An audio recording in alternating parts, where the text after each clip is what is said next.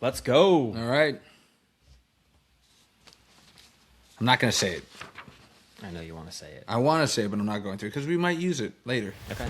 So I'm not going to say it. Too professional. Yeah. Nothing but. Get nothing but. Might as well be on 60 Minutes. You think they're firing people? They are. For, whatever reason. Yeah, you know, We might get into it. Finally. What's up, everybody? Thanks for tuning in to the Undrafted and Overconfident podcast on a Wednesday, June 3rd, 2026. I'm Jason Semko. With me, Brandon Bigo Gordon. How you doing, sir? I am well.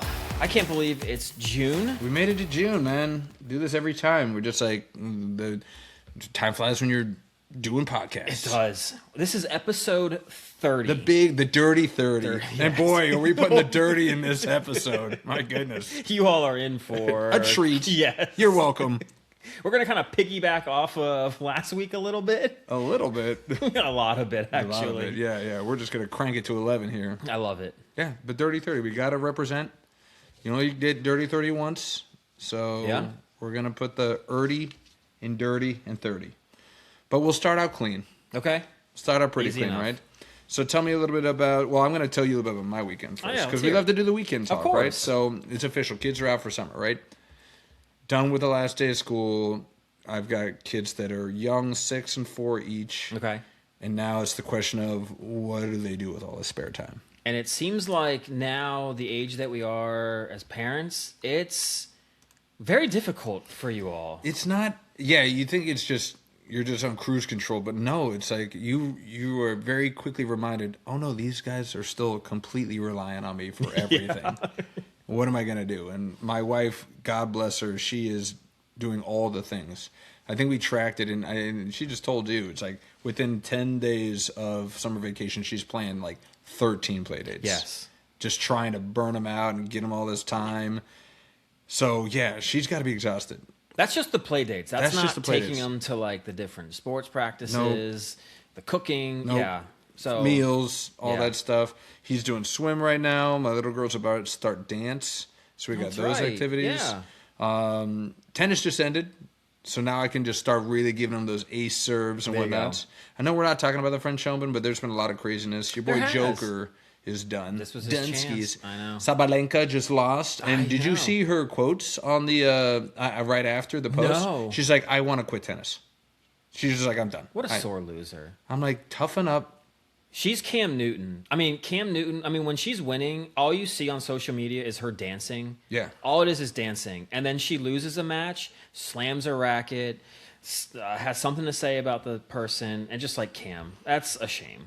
Yeah, so, and who else? Somebody else just kind of got bounced. Or Sinner. I think Sinner got bounced early. He was a game away from advancing and lost like 6-2, 6-1. Wow. The final 2 sets, and he looked off. Yeah, so, yeah, a lot of, they keep changing. What's the name of the court? Because they don't call it the French Open sometimes. What do they call it? They use, like, the court's name. Oh, they got like Chatrier Yeah. or like Longren or something. Yeah, Longer or something like that. Yeah. And I'm just like, wait, what are they talking about? That we're doing the French Open. They're like, that is the French Open. I was like, just say French Open. The French are just so... It's ooh la la. Yeah. We have many names for many things. So stuck up. Yeah. Put your little finger on your nose. Well, all right, we're a lot of French hate. You know, my wife was born in France. She was born in Paris. I didn't know that. Yeah. Oh, really? Yes, she was. Okay. So she's got... Well, how long does she live there, though? I don't know, like 2 months. No, a little bit longer than that. I think she was there until she was like 2, and then they moved to the States. So your kids could have like French. Yeah, they could be dual nationality. citizens. I can't. So they're gonna ditch me for France, and I'll be stuck. I don't know that Rock there's on that Visa. many good like French golfers. So for the Olympics, yeah. your daughter. We could do it. maybe We could son. pull a what's your favorite girl's name? The one that went to China. No, not Chloe. Not Chloe Kim. The other one. Come on. I'm glad I etched that on my Yeah, brain. you did. You could pull that. Just Eileen Gu. Ms. That's who it Goo, was. yeah, the Goo Goo, Goo Goo get you. But no, yeah. So the summer's looking like it's just gonna be a lot of trying to get them outdoors. We're gonna be trying to do a lot of hikes on the weekends, and we're not gonna be those parents. And this isn't saying other than this is just how we've chosen to do it. We're not trying to throw shade at people that do, but they're not gonna be the kids that are in front of screens all summer. Yeah. Like they're gonna be out. scraping knees, getting bug bites, Nice. And getting that sick farmer's tan. Nice. Yeah. That's how it should be. I think I remember when I was growing up, I do remember watching, I did get up really early, but I would watch probably Sports Center 3 or 4 times. But then after that, it was outside. Yeah. It was doing something How old were else. you? When is this?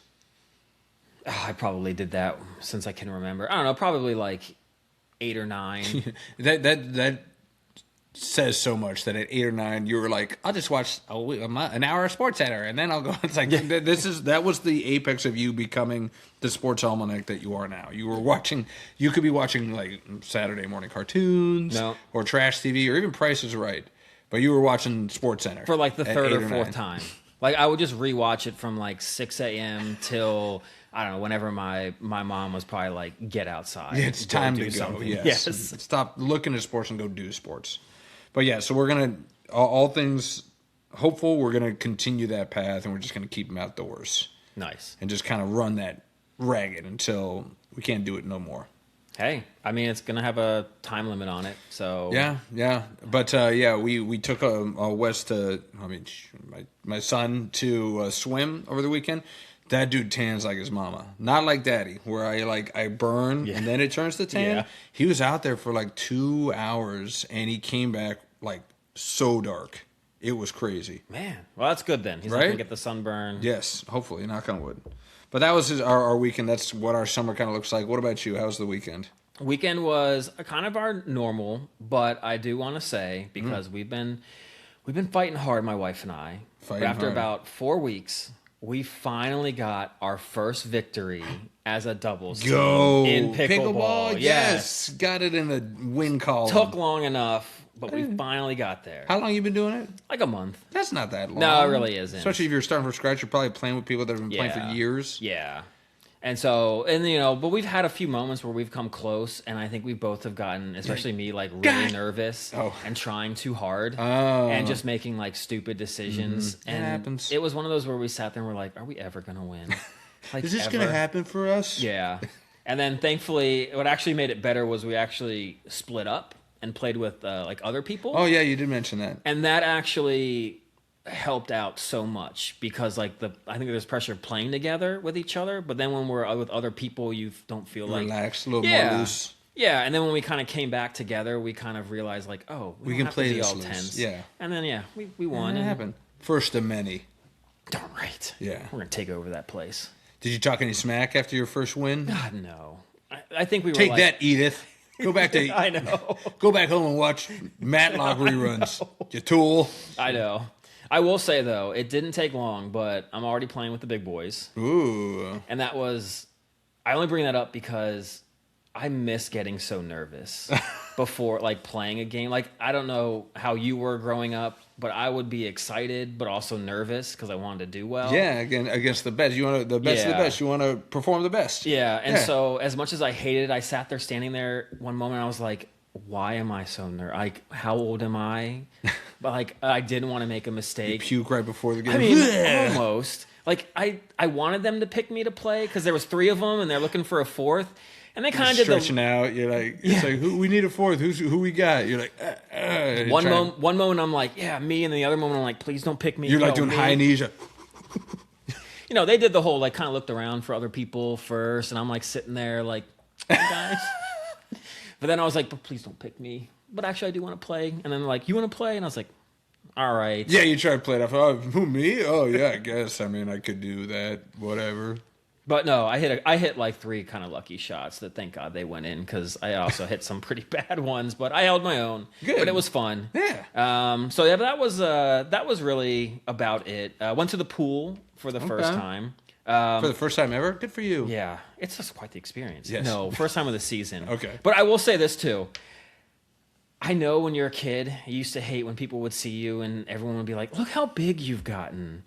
Yeah. But I saw one of our friends and their kids, Todd and his family, and the only thing I could think of, it's like you've how grown, stinking big they've gotten. You've grown. It's nuts. Like it's the only thing you can think about. So no wonder that's what any adult would say when they saw you after a while. After a while, after a long period of time, you sprouted up. how many times did you get to that? Well, you probably didn't because you didn't grow very much. No. I was always waiting for that growth spurt. Like they're like, oh, hey Jason, it looks like you haven't changed much. Yeah. You're like, it's been 5 years. I know. So I'm getting lucky to have that growth spurt. I didn't. But that's awesome. So you got your first dub. Yep. And you guys had a trial pickleball separation. Yes. And then you came back together, and it all worked out. It all worked out. We're left one happy family. One happy family. This is the testament. It's like when couples have shared interests, they're more likely to stick together. Yes, they are. And they're less likely to quite literally tear their houses down. Yes. Which apparently happened in Pennsylvania. Your PA is back in the news, We've my got friend. quite a bit of stories from Pennsylvania and Florida. Yeah. You guys are in the running to. We just started the PA, man. It's going to get up there right next to Florida, man. If we keep going the pace where we are, but yeah, apparently in Butler County, Pennsylvania. A wife of a 48-year-old man, Eric Pierzois, with an SZA. I'm going to really butcher it, but you guys can go Google him. Apparently, his wife told him that they were going to, marriage is over, getting a divorce. Yeah. And apparently his first reaction was, of course, after a night of drinking, because, alcohol always helps you accentuate the best decisions in your life. Absolutely. He decided that he was just going to take an excavator, and he was literally going to tear his house down. This guy literally took an excavator. Apparently he's in construction, which makes a little sense. Where the hell are you getting an excavator? Yeah, that was my first thought too. Where are you getting this thing? But he took an excavator and he partially demolished his own house after hearing that his wife wanted to divorce him. I mean, it's like literally tearing it down. Oh, yeah. Down to the ground. Thankfully, because at first you read the story and like the wife and you kids were in right? the house. They were in the house when he did this. It's a pretty big house, though. That's it's funny. It's like I showed my wife this story. She's like, "That's a big house." Yeah, I was like, "It's ripped into shreds." It's like there's a whole like portion of it that's just down to the studs, and that's the first thing you notice. Like, "Ooh, that's a nice house." Well, I also was partly because when you think about it, you're like, I mean, did the excavator, did the shovel part, did it almost like nick? Hit one of the family members? Like, no, like because they were in the other wing of the house, the atrium. They're in the foyer when he was taking down the screened-in porch. But yeah, so he has 2 daughters and a wife. They were still in the home while he was tearing into it with the excavator, and apparently there's a 911 call where the spouse is calling 911 as it's tearing down around her. God. Like, how terrifying can that be? That is terrifying, regardless. Yeah, apparently after he did that, he grabbed the gym bag and he just went into town, and he just tried to dip out. Like, let's pretend this never happened. Well, buddy, you're getting the house in the divorce. Because, what's left of it? Yeah, because you're going to have to pay for the repairs. Yeah, but I mean, they're saying that even though, and if you look at the pictures, like you said, it's like it's in percentage-wise, it's maybe 10% of the house he got to, maybe. But, some of the experts and the investigators are saying that the structural damage is so severe that it's not going to survive. They're going to have to demolish the whole sucker. My God. So, yeah, smooth move there, guy. I mean, talk about dumb decisions. I can't imagine getting divorced and you're like, how can I make this worse? I mean, sometimes you want to be like kind of vengeful-ish, but that's usually in like the divorce like filing and what you want. But it's like you want half the house? Here you go. Rip. Trying to split that thing down the middle. Maybe he thought he could. It's like I just splitting it half and half. It's no big deal. I'm doing her a favor. Yeah, like it doesn't like. We have all made questionable decisions. Of course.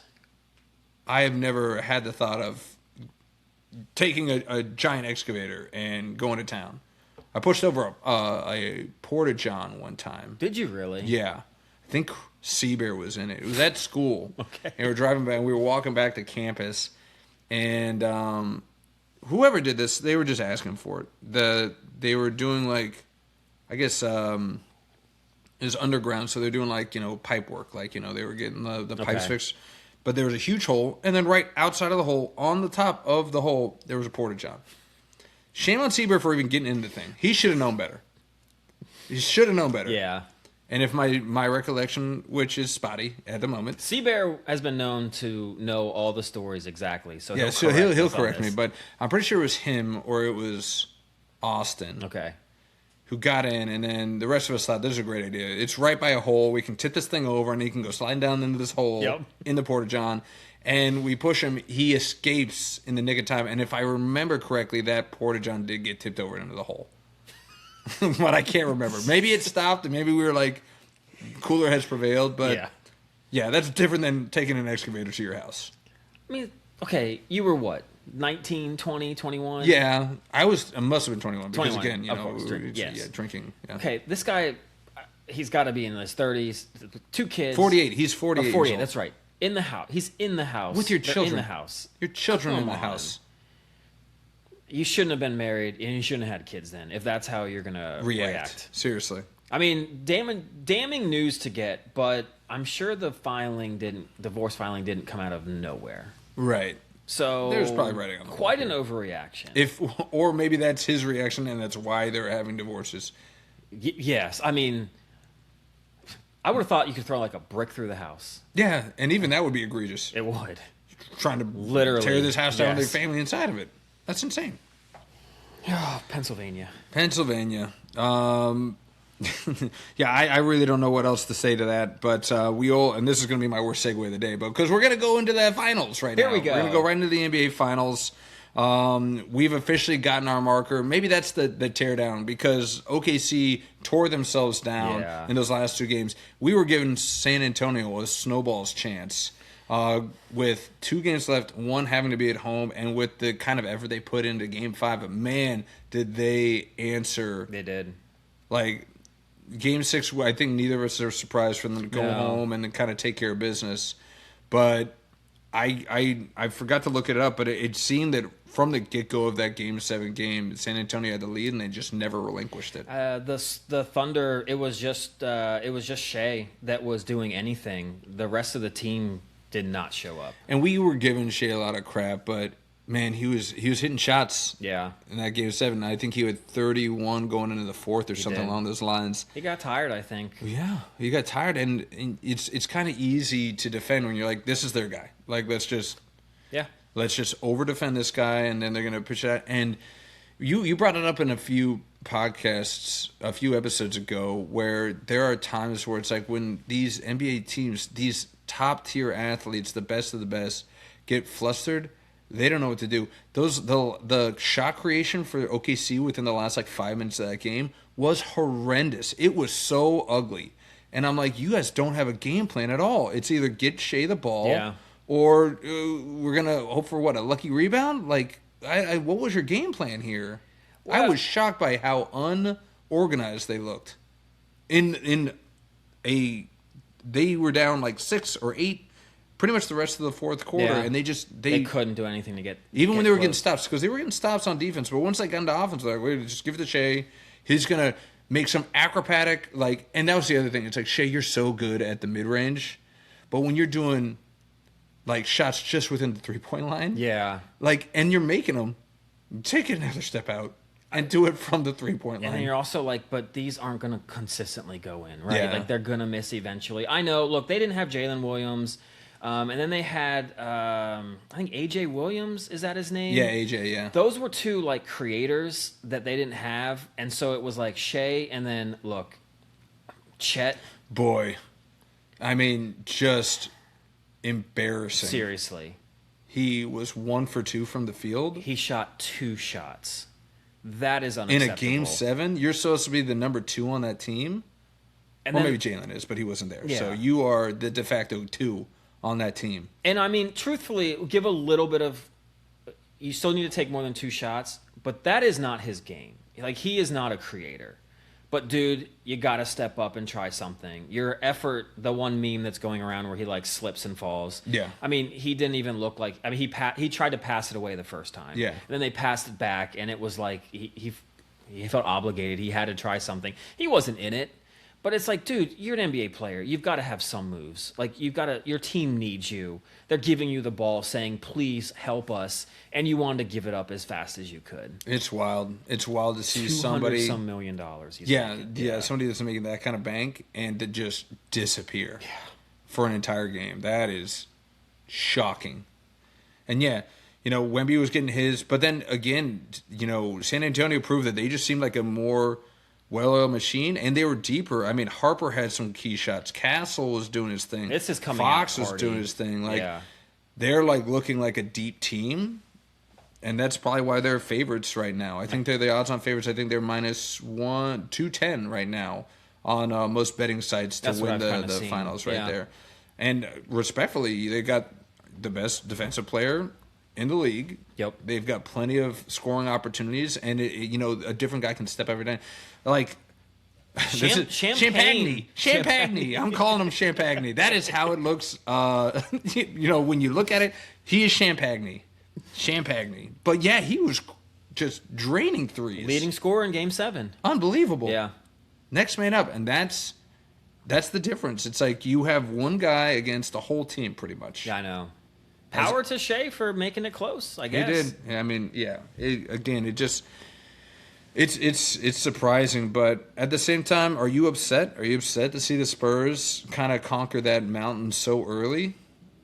I mean, I know everybody had Spurs as potentially making a step forward, but making it to the finals this year. It's crazy because OKC was supposed to be that young team. Yeah, this was supposed to be the winning last year. I'm sorry, I'm cutting you off like You're every other fine. minute. Go ahead. But this was supposed to be the beginning of their dynasty, coming out party. And you have a team that's even younger. The only caveat I'll say, though, is that with the new tanking rules that come out, the Spurs would not be the Spurs they are now without them, because they would not have been able to draft Dylan Harper this year. You're right. But credit to them, because the last 3 drafts they got, obviously Wemby was a no-brainer, but Castle was not a no-brainer pick for them. No. And Harper, they could have gone to other guys, but obviously they chose right with both those guys. For sure. I don't know what's in the water in San Antonio, because I love Stephon Castle at UConn. Like when they won their second of their back-to-back, he was a freshman, and a lot of their team were sophomores and seniors. He was the one making plays down the stretch for them. He guarded the toughest guy on defense. He'd score some tough plays. But the guy couldn't shoot worth a lick. Yeah. Guy comes into the league, wins Rookie of the Year only because every other rookie kind of gets hurt, and he can dunk on anybody and plays good defense, but can't shoot. Kawhi Leonard went to San Antonio, couldn't shoot. I was going to say the comparisons are Seriously. pretty impressive. And now Castle is doing just what Kawhi did, and it's like, what goes on in San Antonio? Because Castle is a star in the making. And He is. having him and Wembayama, and now like Dylan Harper, who seems to not care about being a facilitator. Yeah. It's like this 3-headed monster. They just buy into it, right? They do. They buy into this. It's like, we're better as a team, put the egos aside. Yes. And let's go to work. And Wemby is already about as mature as can be. Man, did you hear during his press conference, one of the first things he said, he's like, man, I got to go call Pop. I got to call Popovich. How cool was that? This guy isn't even the coach anymore, but he's the one who drafted him. Yep. And he's made such an impact. And I got to give respect to Pop, even though he's not technically there. I don't know. He's probably doing an advisor thing for San Antonio right now. Something. So, he's there in spirit. But, I mean, he's put that work ethic in. I think that the new head coach was in his pipeline. Oh, yeah. So they're running under the same mantra, and, it's proving it. They look like the Spurs that went on their run. Very much so. Another Spurs dynasty. Yeah. We got a Patriots dynasty coming back, and now we've got a San Antonio Spurs dynasty. Which are you less excited about? The Patriots. Yeah, I knew you were by that. far. I actually loved those Spurs back then. You do? I did. Oh, they're so boring. Bunch of layups and bank shots. Move the ball around. Yeah. Fundamentals. Fundamentals. It's like watching Whitaker out Will there. Billy. It's so funny because Will Billy can't stand I know. Duncan, I and know. it's like you're kind of like him. I think we all don't like the people that were like anytime someone's like, hey, that looks like you. That's how you'd be if you What played was the football. one that Coleman where we're like, you play like him, Coleman? And he's like, no, I don't. Like, who was it? Oh, what big man was that? Maybe we'll remember it by the end. But yeah, It wasn't hated Anthony that. Davis, was it? It wasn't Eyebrow. No, it wasn't him. I think he'd like that. Yeah, it was someone who I can't remember. But yeah, he hated he that listens, comparison. he'll tell us. Yes, he'll be like, it was this guy. Or he won't tell us because he doesn't want us to Yeah. bring it up. All right, well, I think I can see where you're going, but give me, now that we've got our final setup, who you got? Who's running away with it? I think it's the Spurs. I think the Spurs win it. It should be a close series. I think Wemby is a problem. And if you're going to put OG Anunoby, a 6'7" guy, on him, look, I get it. You won 2 out of 3 games in the regular season, and you probably didn't make much adjustments. But this is a finals. If a 6'7" guy is guarding a 7'7" guy, Yeah, you got a whole foot on him. I got a feeling they're going to be like, all right, Victor, get in the post and just dunk or do something to make them change. But also, I just think those guards that they have, Fox, Harper, and Castle, they can all guard. They match up with the Knicks probably better than any other team. But I think my biggest thing is I know the Knicks are on a roll, but the teams that the Knicks beat, none of them were in the top 10 in offense or defensive efficiency. And the Spurs, I don't know if they are offensively. They might be close, but they're like number 2 defensively. Right. And I just think the Spurs getting through OKC, I think they're not going to get tired. I think a lot of people think they'll get tired. I mean, that's what I thought. I thought going into 6 and 7, we talked about in the last podcast, I was like, you saw the numbers dwindling for Wemby, and I was like, he might be getting tired. I think he's getting tired. And man, did he prove me wrong. Yeah. And those last 2, and I hate being wrong. No, that's fine. He seems like a consummate professional, like you said, very, very mature. So I'm rooting for him, but not so fast, my friend, because I think the Knicks are going to pull this off. Okay. And it's funny because you said that you think the Spurs match up the best for the Knicks. I would argue that the Knicks match up the best against the Spurs than anything they've seen. They're bigger down low than OKC was. I mean, arguably, yeah, Chet was bigger, but he's 100 pounds soaking wet. That's true. That is true. Like, he was getting pushed around. I don't see Towns getting pushed around. I know OG's smaller in frame, but he's a strong dude. And I don't think he's getting pushed around. I think they're not going to be afraid of being physical. No. And you look back at it against OKC, they like to be physical on defense, but they don't like to be physical on offense. No. They don't like to kind of bash down low, and they don't like to, push the envelope. It's like they like to flop. Or Shea likes to flop. So I don't know. It's just I feel like they are hitting their stride. And yes, they're the hottest team. And yes, they are. It's funny that you said they didn't match up against the teams they played that had were in the top 10 of like offensive or defensive efficiency. But I think they ranked first in both of those categories in the finals. I think they were first in offense and first in defense. Oh, okay. Even defense. Yeah. Okay. So, I think that they seem like they've clicked. Yeah. And they were a good team, and they've become a great team through these playoffs. Yeah. And I think that they're completely bought in. And, I know that there is some familiarity with players on that team because where do they all play college? Villanova. They all know how to play with each other. Yeah. And there are some of their parts, right? It's not just one person. Like Brunson feeds off Hart. You saw all those times Hart was trying to goose him. I know. They're having fun out there. I know. You got to love it. You really do. You got Mr. Zesty and Karl Anthony Towns. Your boy. Oh, my God. I can't wait to hear that in the finals.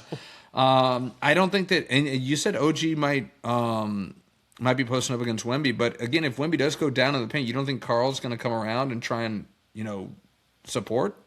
Yes, but he's not the greatest defender in the world. Yeah, but he doesn't have to be the primary. He doesn't have to be the primary defender. He can be the help behind OG. Yeah. So I could see that kind of working in their favor as well. So I think they're big enough down low.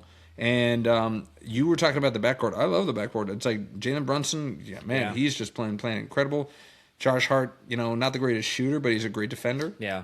And OG's back. I mean, I think the Knicks can do it. And maybe it's just because I have a soft spot for Mike Brown. I want to see Mike Brown win it. Do you really? I do. I do want to see Mike because he had to deal with LeBron when he was young with the Cavs. And, he's got a weird connection with the Spurs. He won a ring as an assistant coach for Pop. He did. In 2003. He was like their defensive coordinator kind so of guy. He's won a ring. Mm-hmm. And the other time is he coached De'Aaron Fox in Sacramento in 2022. Oh, okay.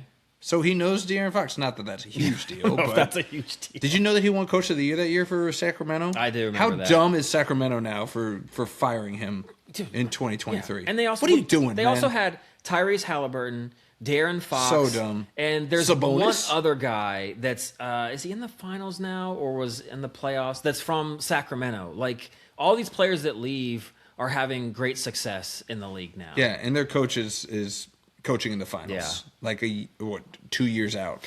Like, you guys, that is the quintessential. You guys don't know what you're doing as an organization. Absolutely not. No. I mean, they missed out. I mean, it started when they didn't draft Luka. with Vlade Divac as the coach, and apparently that had a lot to do with he didn't get along with Luka's father or something, and let that get in the way. And it was just from then on, it seems like they've just made nothing but bad decisions. But I will say the one thing that scares me a little bit about like the Knicks winning this, because last year the lowly Indiana Pacers, they got hot too. Yeah, They took the Oklahoma City Thunder, who had a healthy Jalen Williams, healthy squad, to Game 7. And if it weren't for the Dwight curse. The Dwight curse. Hey, Dwight curse hit here. He was rooting for OKC. I know. Curse.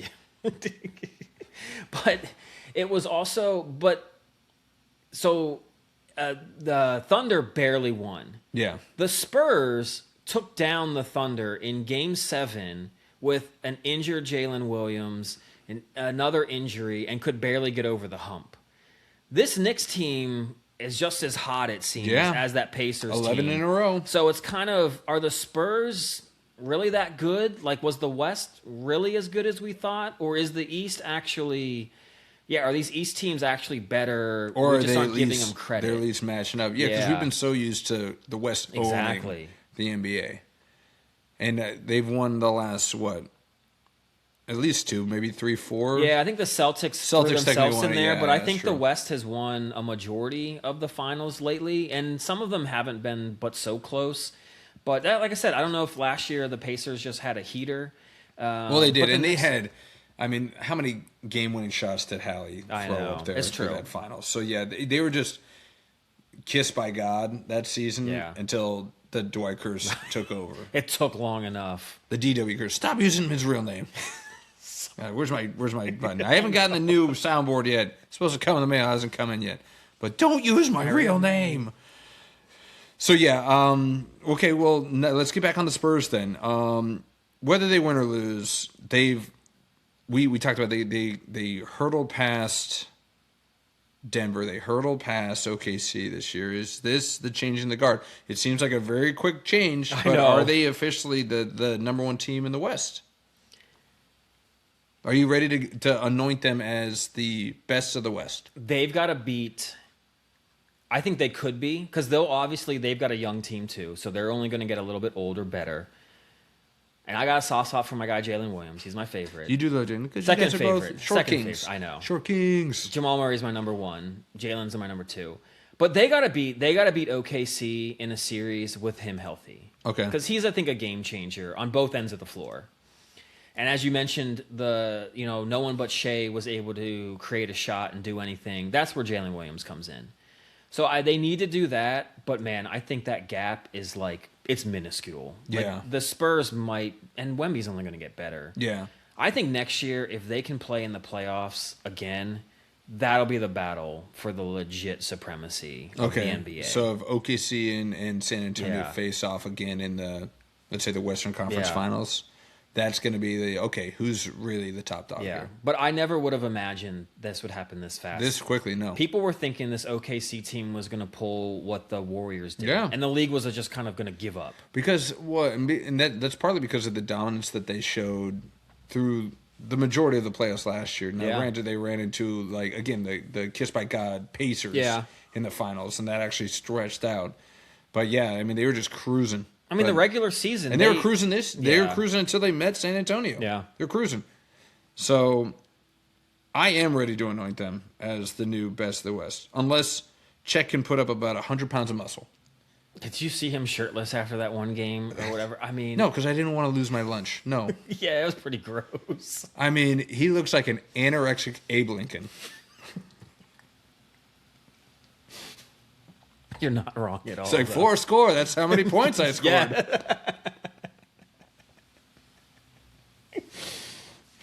Put a stovetop hat on him. Halloween costume. Let's go. That's easy. Yeah. So easy. Shooting fish in a barrel. A little fake beard, because Lord knows he can't grow one. No, but to your point, Wemby's only going to get better. He's just scratching the surface right now. And God, he's so freaking gangly. It's crazy. But you've got so much young talent on the team. Castle, Harper. Fox is the old guard there. He's 28, He's I at think. 28. Yeah. They're only going to get better. I know. and they're only going to add in the offseason. They're going to find some. Look, Luke Cornett. Isn't Harrison Barnes on the Spurs? Is he? I think he might be. Yeah. Like you got Harrison. They don't even need him. No, he's just chilling. They're going to find some random big guy. They can find like an Isaiah Stein, whatever his last name is, as the backup. Unstoppable. You don't like Cornett? You don't like that? He's okay. Luke Cornett. Apparently, he's the funniest guy on the team. He's got some dance moves. Yeah, you seen him? I'll give him credit for that. Yeah. All his teammates were like, he's the funniest guy on our team. Funniest goofy. It's because he's a goofy white boy. Well, they say Kevin Love was like the funniest guy on those teams. I don't see that. Kevin Love? Apparently. I don't see that. I can see Cornette. It's kind of like the old Dave Chappelle, when there's like you got like a whole gang of like, brothers, but there's like the one white guy, and you're like, that's the guy you don't mess with. Because you don't know what he did to get in that game. To get so initiated. For a white guy to get on an NBA team, like, I think you kind of got to be funny. Kind of like how you said, if you're like, I'm going out with Will Billy and Seabear. Yeah. I gotta gesture max to the max. So I think some of these white guys in the league are like, if I'm really gonna fit in, I gotta stick. Yeah. Okay, I see that. But yeah, again with all that young talent with Wemby, just continue to excel, and he's probably, he's half alien, right? So he's probably got, an alien brain. He's just gonna learn how to adapt and assimilate even more. Yeah. And he's probably got he's right. He's probably got alien DNA in him, and I wouldn't be surprised because the CIA apparently thinks that there's some alien DNA out there too. So we're gonna go into Bigo conspiracy story really quickly because apparently you got Wemby the alien, but apparently the CIA has been using some of these DNA sites like 23andMe and Ancestry to look for alien DNA in people. So hear me out. Apparently, there's a doctor named Dr. Jason Reza Georgiani. Don't ask me what he's a doctor of. He went on to a lesser podcast. Okay. And he said that there was an Army veteran named Lynn Buchanan who used to work for the CIA who informed him of an initiative in which the agency was exploring sites like 23andMe and Ancestry for genealogy databases to search for aliens. Jeez. Aliens. Apparently, they're among us right now. So we've got like legit lizard people living among us. Yes, it's a real thing. Absolutely. They were looking for a genetic variance in their alien search, whatever that means. Apparently, there was another former CIA analyst named Christopher Kit Green who had created a secret method to access both sites to screen users for a specific genetic variance linked to extraterrestrial beings. This is getting crazy. We've already established that UFOs are real and aliens are real, right? Like the government's come out and said that. Have they officially said aliens officially are said real? that. Who else flying those UFOs? I don't know. They're just unidentified flying objects. They're not alien spacecraft, are they? I'm still struggling. I think it's because I'm in denial. I don't really want. There are aliens. They are out there. So do you really think there's some literally standing among us that like? Could you be an alien? Well, maybe partial. Maybe, an alien's got busy with some local ladies, and they're like part alien. That would explain Wembanyama. Yeah, it really would. Yeah. Can you imagine doing 23andMe? You're like, you are half French and half extraterrestrial. You're like, I'm sorry, what? Like, if he goes missing and doesn't come back, then, like, there's going to either be he went back to his home planet or the CIA got a hold of him and is like... They're dissecting him? Yeah. Yeah. So, no, this goes on top of another batch of UFO files that the Pentagon released. I love that the Pentagon in the last, year, they've really leaned into, we're just going to release all the UFO stuff that I like to think we can thank Tom DeLonge from Blink-182 for all of this. Everything comes back to Blink with you. They're brilliant in music and outside of music, kind of. So this just adds to me never wanting. I have no interest in using 23andMe and Ancestry. I do not want the government to have access to my freaking DNA. Yeah, I'm sure they have other ways to get it. Yeah, make it at least a little bit more difficult. Yeah, make it harder for them. Yeah, Did you ever want to do any of those? No, and it's weird because I really don't know what my ancestry is. Like I asked my parents multiple times, so I'm like, I don't know. I was like, am I? And I think my mom said, like, yeah, I think your great grandpa was German. Yeah. So I was like, okay, I got a little German in me. And then he was like, no, but my mom is from Scotland. And I'm like, okay. So I'm just like I'm a European mutt. It's pretty much what I am. I'm that cute European mutt you find at the local, like in the local PetSmart. Yeah, no, not the PetSmart, and the worse, in the freaking shelter, Tractor Supply, the animal shelter. You're like, yeah, I'll take this one home. At the SPCA. But no, I've never had any interest in doing that because, I mean, it'd be cool, I guess, to figure out, where I'm from. But like, I swear, half the time you find out something you don't want to know. Like you're a distant relative to some horrible Mussolini. Like, yeah, Mussolini. I mean, the easy one's Hitler. Nobody wants to be associated with Hitler. I was trying to be a little more smarter. Genghis Khan. Everybody's related to Genghis Khan. I know. I mean, we all are a little bit. Yeah. Yeah. or just like I mean, I don't want to know. It's like it's. I love being ignorant, and it's like it's fine. It doesn't make a difference. Yeah. It's not like it's going to make my life any better. The only thing it could do is make my life worse. Finding that stuff out could only make my life worse. That is true. I did meet, I had no desire to do that either. But when Facebook was kind of cool when we were in it, or when we thought it was cool, I actually did. You mean when it was cool? I know. I actually did just one day, just like friend another Jason Semko, and it was just like, this is cool. Are we twins? So one day he messages me. We start talking, and it actually turns out that like my grandfather had a brother, and they had a big falling out like such a long time ago that, the other brother moved to like Texas, but we never heard from them, never knew they existed or anything. And we came to find out that like we were related and everything. So you were related to Semko? Yeah. So that's like my, some type of cousin or something, but yes. Cool. So it was like actually one of these kind of, didn't use 23andMe, but it was kind of cool to kind of actually. Yeah, you did the old school way. Yeah, you did your own research. I didn't have the government. You didn't have to. Yeah, you didn't have to like give a DNA swab to God knows who, because they have access to those. Same thing with all these other things. It's like anytime you're curious about stuff and you're giving away information. Yeah. It's part of the reason why AI terrifies me about like, you can just do medical records. I don't want AI to know my medical records. Absolutely not. Out of your mind? I don't need chat.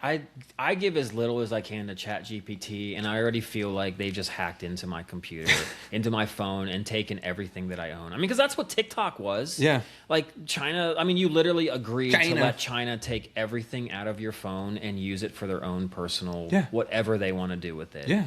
Like, I mean, I know South Park did the whole episode, but like the Apple, like the user thing. I mean, if anyone's ever read that, like my dad will read a manual. You're talking about the Human Caterpillar episode of South Park? I think that was it. But it's like, you've agreed to have your mouth sewn to somebody else's butthole. Because it's like a 300-page thing. It is. Nobody's reading that. No. No one's reading that. No, 23andMe, no thank you. Ancestry.com, no thank you. Only make my life worse. So thanks. That's a good point. But I'm going to pass. Yeah, I'm going to pass too. And we're going to pass it on over to the NHL, baby. I like NHL that we got Finals. both of these going on at the same time. I know, man. Golden Knights with their golden showers in their golden locker room. And their I'm sure Carter Hart did a little golden. I don't know what he did. Yeah. But he did some not so great you forgot stuff. about this until... No, I didn't forget about any of that. You just been zooming by it. He was part of the Canada 5 or what do they call them? Yeah. You want to go into this a little bit? No. Yeah, you don't? Yeah, so he's about... Yeah, we're just going to scoom right by that. We'll just go right into the matchup, all right? Knights, Canes... Like, game one's already in the books, right? Yep. So we've already got our predictions of who we think we're going to win, but it's funny because we went in thinking this is a defensive matchup. Game one, 5-4. I know. Where the heck did this come from? I have no idea. The freaking Carolina scored in like the first 3 minutes of the game. They were up 2-0. Yep. 2-0, and once again, just like the Knights did in Game 3 against the the Avalanche, came storm back. They're the cardiac Knights. Because they just never say die. You'd think that a team that is as deep and as defensively sound as Carolina getting a 2-0 lead, they're holding on to that. They're the first team in Stanley Cup history to have a 2-goal lead, the home team, I think, or something, and lose it. It's wild, man. But, do you think that this was a one-off, the 5-4? Do you think it's going to go back to like a very defensive style game? This is just everything was just humming and everybody was just kind of flying around with extra energy. Maybe they were making some mistakes on some defensive cues and they were just letting some loose pucks fly by. Like, what's the reasoning behind this? Yeah, and also it's you haven't played this team. You probably, in the NHL too, you still only play, I think you play those teams twice at the most. I don't even know if you play everybody once. I think you do now. But either way, so they don't know each other. Plus, this is a different Knights team, so they didn't know each other. I'm sure the adjustments will be made. And yeah, I mean, maybe they both just went out there trying to make something happen, and now you'll see an adjustment. But both coaches would rather see a 2-1 game. They don't want to see a 5-4 game. So they're going to like tighten the hatches a little bit and really probably make it enjoy this game while it lasted, because I think the rest are just going to be like slugfests. Do you love that Hurdle the Turtle had the game winner? I love Hurdle the Turtle. Because we would always talk, me and you, like picking him up or dropping him, and it's like, you dropped Hurdle the Turtle, because he had that 4-goal game, and he had that one play where he like threw his legs, like roofed it, almost showing off for the 4th goal, and you're like, well, this guy's gonna be like a superstar, right? And he hasn't done like anything since, but because he had a 4-goal game, everyone wants to draft him. Yeah. Everyone thinks he can like be great. He's going to be the breakout. Yeah. It's been like 10 years since then. And all of a sudden in the Stanley Cup playoffs, he's game winner. I know. This is a freaking Hurdle the Turtle, man. Good for him. Yeah, slow and steady wins the race, my friend. I guess I could be happy. I don't know. All the times that I was relying upon him and he failed me. You just feel a certain kind of way about it. A little bit. So, okay, we gave our predictions, our new predictions. Now that we're down to the last two, who you take in Vegas and Carolina? I would have taken it before the first game, but now I feel uber confident because it's going to be Las Vegas. I'm putting that one in the books. I think it's John Tortorella. The team hasn't been with him long enough to hate him yet, because that's just what happens. Yeah, they get tired of his antics. Yeah. It's like the England coach now, Thomas Tuchel. He took over Chelsea midseason, brought them to a Champions League and won it. But then midway through the next season, they couldn't take him anymore, and he got fired. He gets fired from a place within less than 2 years. This guy, for all the success he's had, it tells you something when he can't hold on to a freaking job. But he knows how to win games. Yeah. It's just that style and his unrelenting attitude about everything. Yeah. It just wears on you after a while. Like, if he could somehow find a full team that thinks just like him, they might go undefeated and win like 10 straight Stanley Cups. Yeah. But these are men and humans. So I think the ride is just going to continue because they just keep winning. And Carter Hart is just playing out of his mind. I mean, he was playing out of his mind, but the game one, he gave up 4. He did. So it's not like he was, standing on his head or anything like that. No, gave up 2 early and then kind of got back into it a little bit. And he gave up 2 more. Oh, yeah. Well, your goalie. Hey, not my goalie. He's Carolina's goalie. Don't you put that on me, Ricky Bobby. No, listen, Vegas is as deep as Carolina. So we talked about how Montreal had 1 line. That's not going to be the case here. You look at some of the players on this Vegas team. I don't know why I keep sleeping that they got Mitch Marner. Why the freaking Toronto Maple Leafs got rid of Mitch Marner, I'll never understand. I do. The hype around him was so high. He really didn't perform that great. This year? No, when he was on Toronto. Dude, he had last year he had 100 points. He had 27 goals and 78 assists. I think he's been more of a letdown than he has great. I think the city was kind of tired of him. I don't understand that. I mean, with the combination of him and Austin Matthews, that just seemed like this was going to be together forever. And yeah, I was right. 27-75. So he had 102 points last year. He got a little bit lower. He got 80 points this year, 24-56. I mean, he's a talent, man, and they got him to go on. Eichel, Stone's still there. Yeah. Hurdle the Turtle. You got Nick Dowd from the Caps. He's not doing much. You got Barbashev. Who just only plays in the playoffs. Yes. You got Theodore. You don't have Alvin or Simon, but you got Theodore. You got the good one. Yeah. At least in the hockey terms.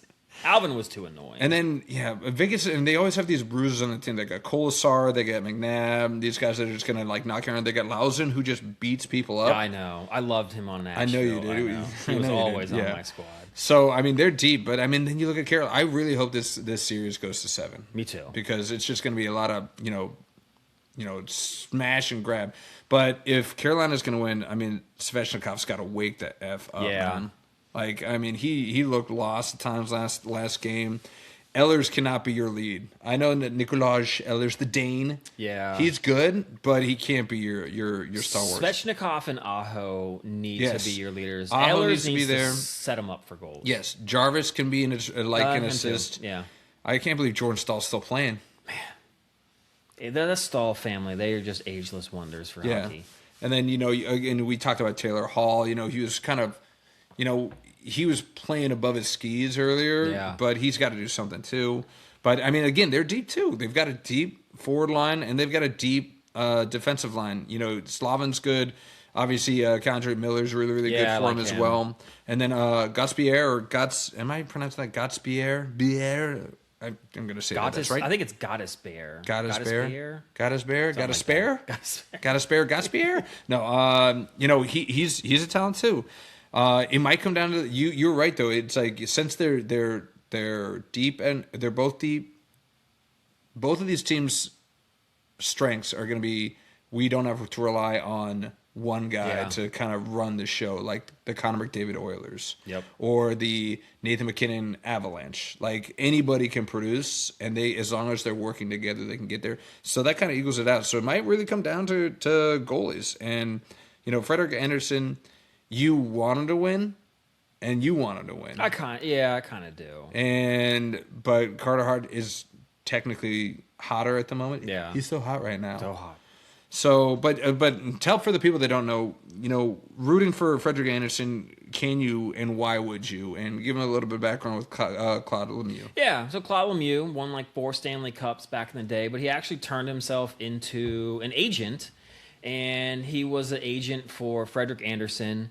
And they actually were, I think, really good friends. Very good friends. And Claude Lemieux died by suicide, I think, before game 5 or 4 in the Montreal series with Carolina. Yep. And Frederik went out with like a heavy heart and had a great game. Great game. But that's like really like weighing on him and everything, and it just came as a total surprise. I think Claude was texting him a bunch of stuff during the whole series, and then all of a sudden to have that happen, just got to be really difficult in this time. And I mean, there's been nothing ever been wrong with Frederik Andersen. He's not a guy you don't really ever want to not root for, anyways. But you want to see some guy kind of get over that, and you feel for him, and you want to see him have some success. So yeah, I think Vegas will win. I do want the Hurricanes to win because I'm not a big Vegas fan either. And now I got extra to root for. I do want to see Andersen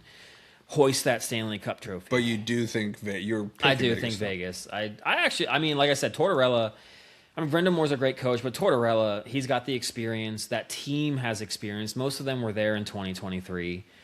So I just think that they're playing a little bit better now too. Yeah. But I mean, just the goalies alone, you got a guy who's heartbroken. One of his good friends just ended his life. Never like to see that happening. And then the other goalie, you're going to bring it up, aren't you? Yes, of course I am. Of course you is getting chance of no means no because he's a part of the freaking I think they called him the Canada Hockey 5 or something like that. Him and 4 other guys were accused of assault of a woman in 2018. Yeah. And yeah, I mean that's brutal. And this is back where they were on the U20 team, the national team for Canada. And it's like they were charged a couple years ago. It looks like it was. It's not still the trial, is it? They kind of they got through the trial. I think they were. He was acquitted. He was acquitted. I think everything is done with all of that. I know he kind of got kicked out of Philadelphia. I don't think any team had signed Hart until the Knights did middle of the year, something like that. But the thought was he was going to be kind of like Trevor Bauer. Yeah. Like they were kind of on like the same parallel things, so you just assumed that no one was going to pick up Carter Hart. But Right. I don't know, man. That front office in Vegas, I mean, what they're doing to their ex-coach and now picking up a guy like Carter Hart, like, they really don't care. Well, they live in Vegas. I was just going to say, yeah, I mean. Yeah. It tracks. It does. They are they are representing the tone of the city. That there you go. Maybe they're leaning into it. They're They like, are. you know what, Sin City, we make a lot of mistakes here, some regrettable decisions, so we're home to it. So we might as well just lean right into it. Interesting, parallels there. Carter Hart was actually being considered by Carolina Hurricanes when he became a free agent. They were considering bringing him in, but because of the outcry from the local fandom, they said absolutely not. They chose against it. Good for him. Yeah. So I want the Hollywood ending. I want the dirty Knights to go down, and I want the valiant Hurricanes to take it. So I'm going to go lead with my heart. I picked the Hurricanes to win this whole thing before the playoffs started. I'm going to pick them to end. I'm going to pick Frederick Anderson to get to talk about his boy on a national stage and get that Hollywood ending, okay? Props to you for getting, because it hasn't been the most standard NHL and NBA playoffs, so good on you, especially for getting the Knicks. Yeah. And for the Hurricanes, because I think a lot of people saw Tampa or even Buffalo. Yeah, that's right. And Buffalo. But no, I'm getting my Hollywood ending, but now we're going to do a Hollywood beginning because we missed it last week. We're doing it this week. It's time for the June movie review with Semko. Some people's favorite segment that we do on this show. And I've even got a little audio that we're going to put in for the episode. Yes. For the segment. Yes. So it's Semko's June movie review. And for those of you that have not listened to these in the past, here's what I do. I pick 3 or 4, depending on what's out. We might get 4 because we're getting towards the summer months. There's a lot of movies out of maybe less popular movies that are coming out that he might have less familiarity with. And what I do is that I give him the name. Sometimes I'll give him some of the actors that are associated with it. Maybe the genre, something to help him kind of get to the right point. And he tries to give me his synopsis of the movie. Just from the title, the actors, maybe the genre, he tries to tell me what he thinks the movie is about. I love it. You love it. We're doing it together. Before we get there, I had to dig through the minutia of cash grabs for June, dude. We are officially in blockbuster summer. That's what this is. And they're just money-grubbing Hollywood execs that are like, we've beaten this to death, but we're going to resurrect it and bring it back to life. Of course. Couple examples. There's a Toy Story 5 coming out in June. It's all going against AI. 5. Yeah. Oh, you know about it. Yeah. Scary Movie 6 is coming out. That can't be good. Another Jackass, the best and last. They're making another Jackass movie. That's got to be number 5, 6 for them. At least 5. And then you've got the retreads of Masters of the Universe. We talked about this with Jared Leto playing Skeletor, Masters of the Universe. Oh, that's right. And He-Man. That's coming out. Oh, yeah. It's coming out this Friday. Wow. You gonna watch any of those? No. Toy Story 5? I do want to. Toy Story, I would maybe sit down and watch. I do want to kind of watch. I haven't seen the 4th one, though. So I kind of want to watch that one, too. You got Disney Plus? I do not. Oh, yeah, you can piggyback off. I'm definitely going to tune in for the Jackass movie. You just have to. You're like, I've come this far. I really, truly, yes. And there always is at least 1 or 2 really funny bits that they do in there, yeah. There you go. She like all the dong bits. You're like, yeah, this is funny. No, not all the time. I mean, the one that comes to mind is when they did the seesaw with the bulls. I mean, I thought you were gonna say when Pontius wraps his up like a mouse and he puts it in the cage with the snake. Right. I had kind of forgotten about that one. I do like when they also get they have Chuck Liddell fight one of them once or something. And again, it's just I'm over the head injuries. I don't want to see you guys give each other CTE. Please, true. They're our age, if not older than us. Yeah, that is true. Y'all need to just simmer down. I know that this is your one paycheck opportunity. Yeah. You might get some appearance bonuses. But man, just get some side work in there so you don't have to keep. I get that money, man. Punishing yourselves. Yeah, I know. I mean, Knoxville has already admitted that he's I'm not doing any more injuries to the head. Those have got to stop. Yeah, Now, finally. It might be a little too late, Yes. but good on him for hanging in there. So yeah, there are some some new movies or movies in the same ilk, like Disclosure Day is coming out, the new Steven Spielberg movie. Are you familiar with Disclosure Day? That's something to do with aliens, Yes, doesn't it? aliens. Yeah. Yes, it's got Emily Blunt. It's a handsome lady right there. And John then Krasinski's wife. Yes, John Krasinski's wife. Yes. Good job. Way to sound it out. Thank you. And there's another one that I was going to put in here, and I was like, I should give this to Semko, but the name gives away exactly what it's called. The Death of Robin Hood. So you could pretty much figure out the synopsis for that one. You know, did you ever see The Breakup? That movie with oh yeah, Vince Vaughn, Jennifer Aniston, yeah, Jason Bateman. Yeah, that's right. Yeah. I kind of thought that they weren't going to break up, like, because you're like, you can't name the movie with what's going to happen, right? Yeah, spoiler alert, like, yeah. Right. So ever since then, because obviously, spoiler alert, they break up. Oh no. So I'm going to have to guess then, yes, this is The Death of Robin Hood. Yeah, but it's got Hugh Jackman. Hugh Jackman's Wolverine and Robin Hood. He's both. So that, I mean, because it's supposed to be like the gruesome version of Robin Hood. It's not all like, oh, take from the rich and give to the poor. You remember the old Robin Hood movie where it was the fox? Yeah. Love that movie growing up. That was the best. But now we got to get dark. It's the 2020s. Brooding. It's got to be dark, almost like apocalyptic, depressing. Definitely has that kind of vibe. Yeah. Maybe I'll throw this one here too. But yeah, so I gave you all the temple stuff, the cash grabs. Very, very disappointing. Another superhero movie's coming out. Supergirl's coming out in June. I know you know so much about Supergirl. Didn't they do that? CBS tried to do a TV show. Yeah, of course. Shocker, you know the CBS show Supergirl. Yeah. Well, they're making it into a movie. Oh, okay. All right. But I'm going to give you the ones that have cast that you'll recognize, and there's one that you don't. And I just want to see where you kind of go with this. Because for that one, I'm going to give you the name and the genre and see if you can kind of wrap your head around it. So first up, I'm going to give you one with a lot of star power, and it's called The Invite. It's called The Invite. Do you know who Olivia Wilde is?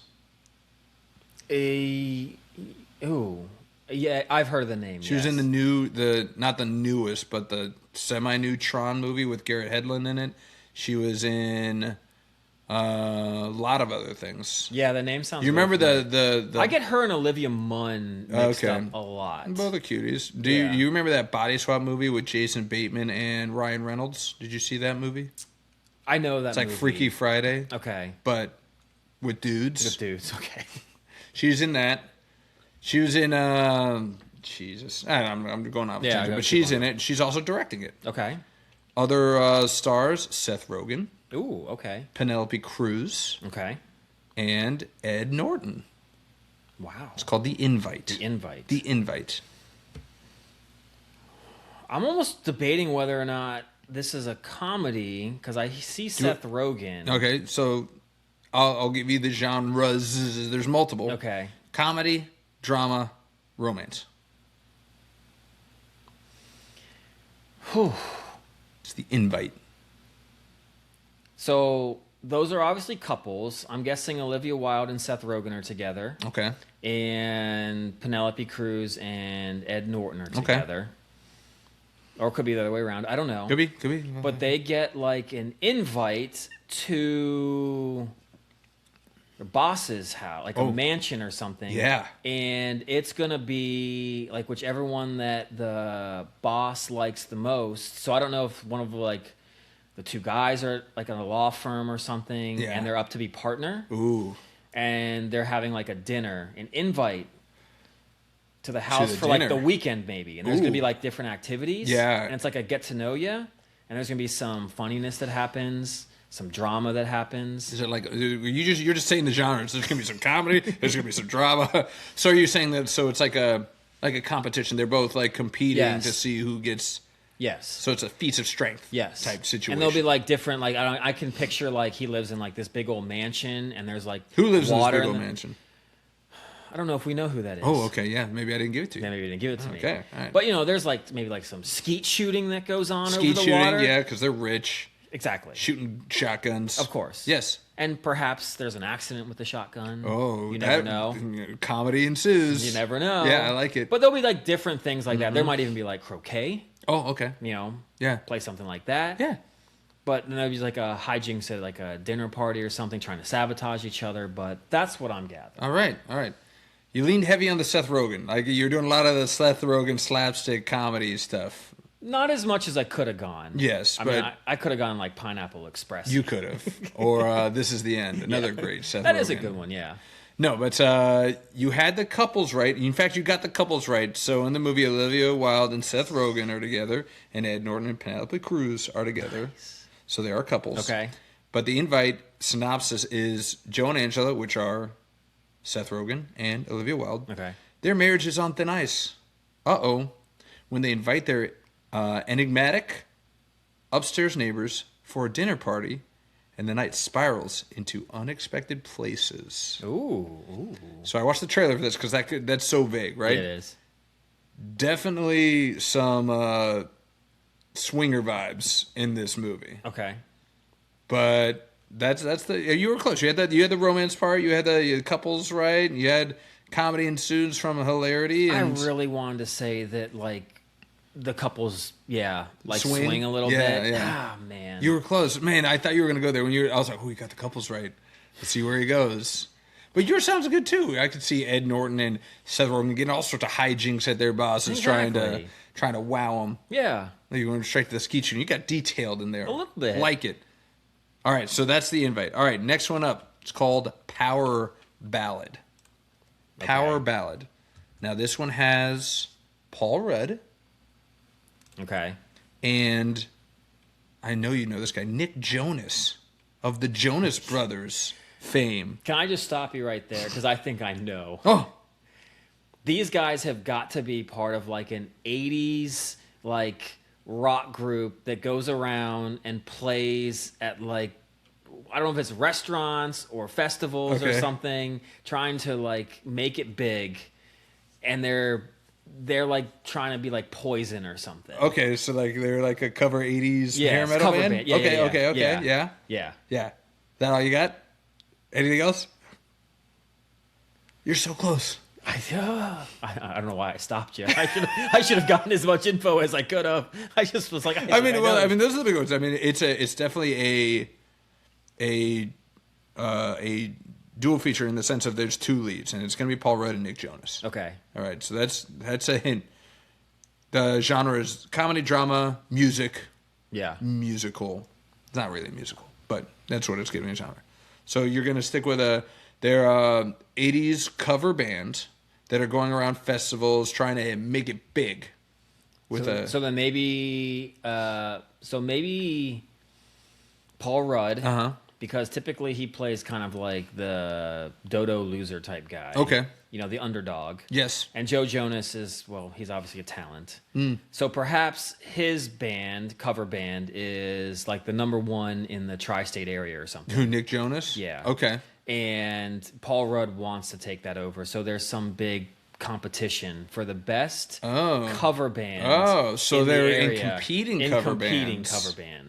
Yes. Going for the tri-state. Yeah. All right. I would watch that movie. I would watch Power Ballad written and directed by Chance Semko. You're not 100% there. So Rick, played by Paul Rudd. Okay. He's a washed-up wedding singer, so there's some similarities right there. You got that. And Danny, who's Nick Jonas, is a fading boy band star, so he's really playing into his life. Yeah. And they bond over music. Like, it looks like in the trailer, Paul Rudd's character plays at a wedding that Nick Jonas' character is at. Okay. And they bond over music, and they have a late-night jam session where Danny takes Rick's song. Rick has a song that he's been making for a while, and Danny takes it and he turns it into a hit.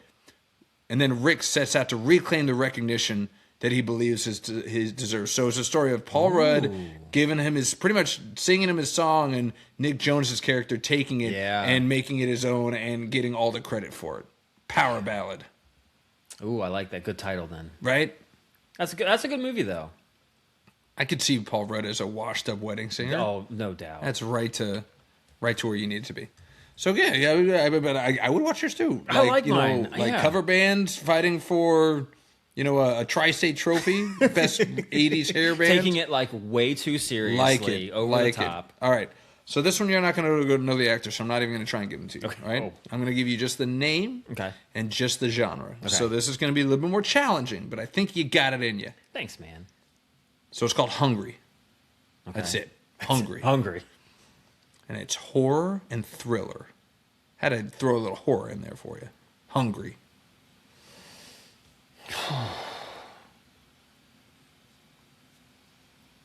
The mind is going into so many different places. All right. Try and center that wild mind of yours. I mean, I'm thinking that there's gonna be like a cannibal, like a neighbor's like a cannibal or something. Ooh, yeah. Is hungry. Yeah, for flesh. Or maybe it is just I don't know. I'm not. I don't know what keeps coming to mind, but like the cocaine bear kind of comes to mind. Cocaine bear, yeah, I like it. That there's just like the family's out in the cabin or something, and bears trying to get in and eat them. Just hopped up on coke. Yeah. Or maybe this one's got heroin. Yeah, just be more relaxed, I think. Maybe meth. Meth, yeah, meth bear. Hungry. Okay. Hungry. That doesn't give me a lot to I know, work it with. doesn't. I'm not going to give you... I told you this one's going to be the hardest one. And horrors are not... I don't watch a lot of horrors, so it's tough. That's tougher for me to figure out. Okay. Can I give you one more hint? Sure. So, this is like a B-movie horror, like, idea. So think B-movie. Don't think, like the Jerry Seinfeld B-movie? No, that's terrible. We're not. That was his low point. Let's not go. Or the Pop-Tart movie that he did. I've heard that was terrible. Unfrosted, did you ever see that? No, I kind of wanted to, but I did not hear good things. Did not hear good things. We're getting off topic here. I'm trying to get away from this one. Hungry B-movie. I could give you... All right, look, it is just somebody that eats I'll give you a too hint. much. I'll give you one more hint because Okay. I'm not giving you... It is a creature feature. Creature feature. Okay. So then it's obviously some type of alien Okay. that comes down to Earth and just has to eat people to stay alive. Okay.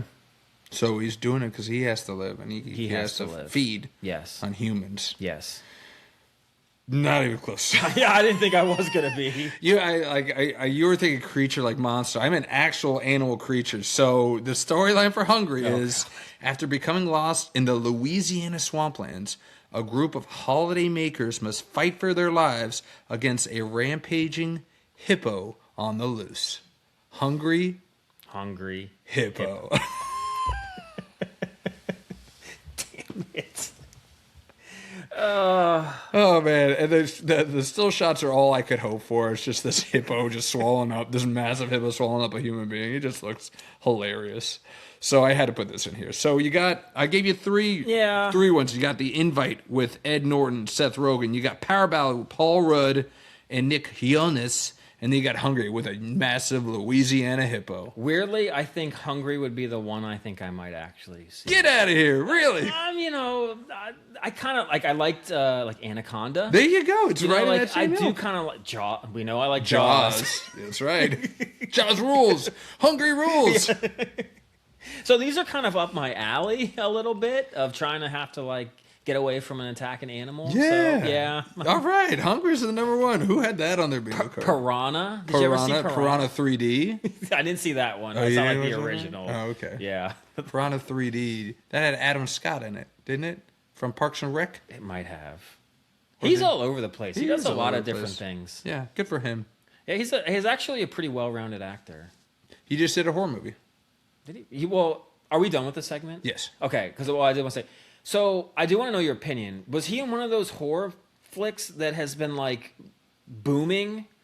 That's So out not there Obsession. now? Obsession, I am obsessed with seeing Obsession. I need to see this movie. Okay. I want to see that. And then there's one called Backrooms Yes. that's also getting blown up. Yeah. He's not in that one. Okay. He's in another one, but it's also getting really rave reviews. Adam Scott, I'm going to, vamp for a little bit while I try and find out what movie it is. Because these movies, apparently, I mean, one of them was like a $3 million budget that made like... Dude, Obsession was like $750,000 to make. And it's like YouTubers that have made it. That's them, yeah. Which is weird because, I mean, I love it because I think us millennials, like we've been saying it, I think, for so long. Like, every major studio just wants to make like these tent-pole-y things, and we're sitting here saying, please make something different. Yeah. Come up with something new, come up with something unique, and like we might actually think about going to see it. But they just didn't want to listen. And so sometimes, as much as I'm like these YouTube creators, I'm like, kids are going to strive to be YouTube content people. I'm like, I don't think that's how it's going to work. But this is what works. Success stories. This is what happened. Right? Like, good on them. Maybe Hollywood and everyone else will actually jump on that bandwagon, and we can finally stop seeing, what is the stupid movie you mentioned, superhero or Supergirl. No, the other one, Masters of the Universe. I mean, come on, man. Like, stop sending these superhero movies out.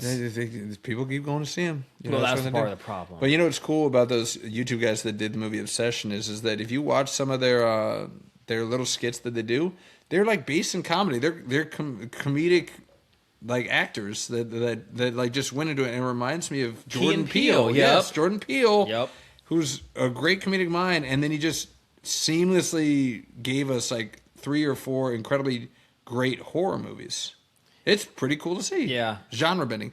Adam Scott's in a new movie called Hokum. Okay. And this is also getting really good reviews. And it's a horror writer that visits an Irish inn to scatter his parents' ashes, unaware that the property is said to be haunted by a witch. Okay. And it's getting really good reviews. Good for Adam Scott. Yeah, man. So, go see Hungry Hippos, but without the extra hungry and the hippos. Trying to play cool. Paraballad, The Invite. Don't go to the tent poles. They're going to make enough money. I know. Help out with some of these. These are good actors in They are. more meaty roles.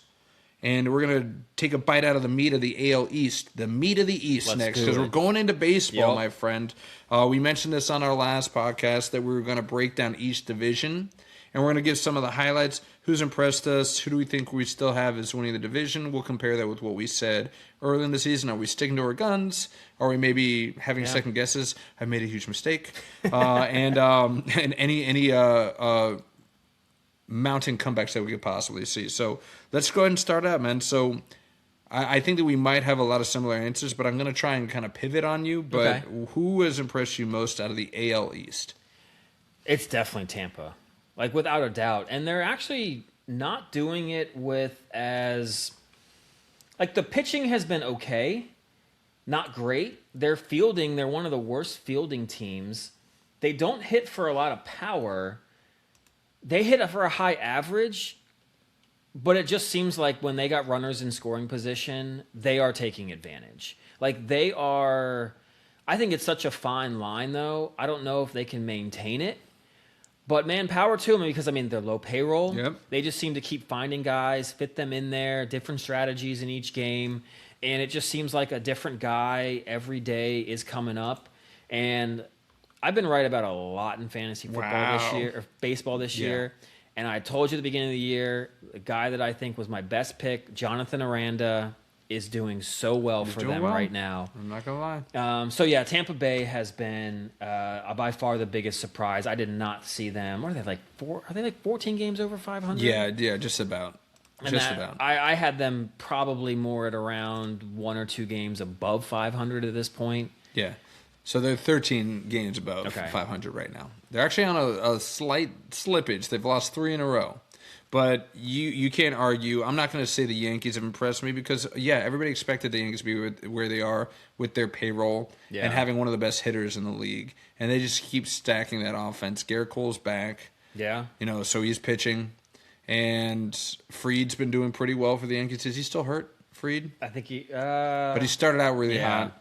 And they've got arms. It's always an arms race, and they've got arms. That's where they've impressed me. Schlitter. Yeah, is Schlitter on fire. Yeah, Warren. Yep. So, but I can't give it to him because, again, everybody expected them to be top. Tampa's the obvious choice of who's impressed the most because, again, to your point, they've been doing it with people that, the fly-by baseball fan, you could name 7 of their 9 hitters and they would have no idea who you were talking about or what team did they play for. Aranda's been playing. Yandy Diaz is kind of, just cruising along. He's batting .315. Leading the league in hitting, I think. Yeah. Jimbo's boy, Camineri's got 14 dingers. Yeah. They've got 3 guys, including Boy Aranda, that's got double-digit hitters coming into June. Aranda's got 11, Diaz has got 11, and Junior's got 14. Rasmussen, McClanahan, even Steven Matz, kind of a resurgence for Steven Matz on that team. Finally. They just got to stay healthy. Rasmussen and McClanahan, I'm impressed by them, but I'm worried because those guys just cannot stay healthy for an entire year. So I'm impressed from now. Bleeding into, do I have a winning division? No. I don't have a winning division because I just don't know if they can sustain this as long as they have. Lightning in a bottle, good defense, like you said. They aren't blowing the doors off the field. Not good, not good defense. And all it takes is 1 or 2 of those big arms to go down, and they're going to be kind of free falling. Yep. So I love seeing it, and I love seeing a small market team take on the big guys and punch them in the mouth. But I'm not confident that they're going to be able to sustain this through the rest of the division. So I'm sticking with Yankees winning the division. What about you? Yeah, I think it's got to be the Yankees. Toronto's got the talent, I think, to go on a run to challenge. Cease is on the IL. They don't really have a bona fide closer, but if Louis Varland can become a closer, if Cease can come back and just be the same pitcher that he was. So you don't think Hoffman can get it right for Toronto? Man, I think that World Series just did him in, man. I think that's sitting in his head, and he just had that rent-free. Yeah, of course. How could it not? I mean, the guy Rojas, their worst hitter, hit the game-tying home run off of you in Game 7 of the World Series. Like, your team had it. They were ready to pop the champagne. But you still got the Yankees winning the thing. Yeah. Vlad Jr. needs to hit more than 3 home runs. That's unbelievable, man. He's batting almost 300. Good on him. But they need him to be driving in more runs. Yeah. And if they can't get that on par, New York, with their pitching, they're a monster right now. It seems like they're going to just run away with it. But it's going to be, I think, a close finish for second in, the wild card. Okay. I can see that. Yeah, again, the Yankees, if they can get Fried back, I mean, again, it's an arms race, and if they got Cole at 100%, if they get Fried at 100%, Schlittler keeps pitching the way that he is, Warren keeps pitching the way that he is. They've still got Rodon on the Yankees too, and I mean, have him as a 5. That's impressive. He's an innings eater guy, anyways. Yeah. And that offense, okay, so you'll win 8-7, but he'll go 6 innings for you or something. Yeah. And you got some vets on that team that are turning the clock back. Goldschmidt's been pretty good for them. Lately, especially, too. Yeah. He's just got to be a good clubhouse guy anyways. Yeah. So they're going to be hard to beat. You kind of led to the next question I was going to have. So, we since we're locals and I'm wearing my Nats shirt, wearing the President's Nice.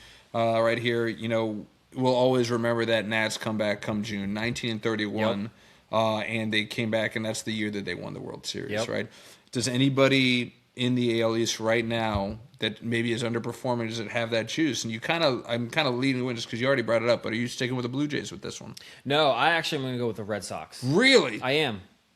I think that the Red Sox, look, I think people forget that Crochet isn't out there on the mound right now. Roman Anthony is down. Yeah. Their statistics are really not that far off from Tampa Bay. And Tampa Bay's went on a run like they've gone on. They're 13 games over 500 right now. Yeah. With pitching is about spot on Boston. Boston's gotten better as of late. And hitting, they're both the same teams. They're not hitting for as good an average, Boston, but they're just in the same positions as home runs.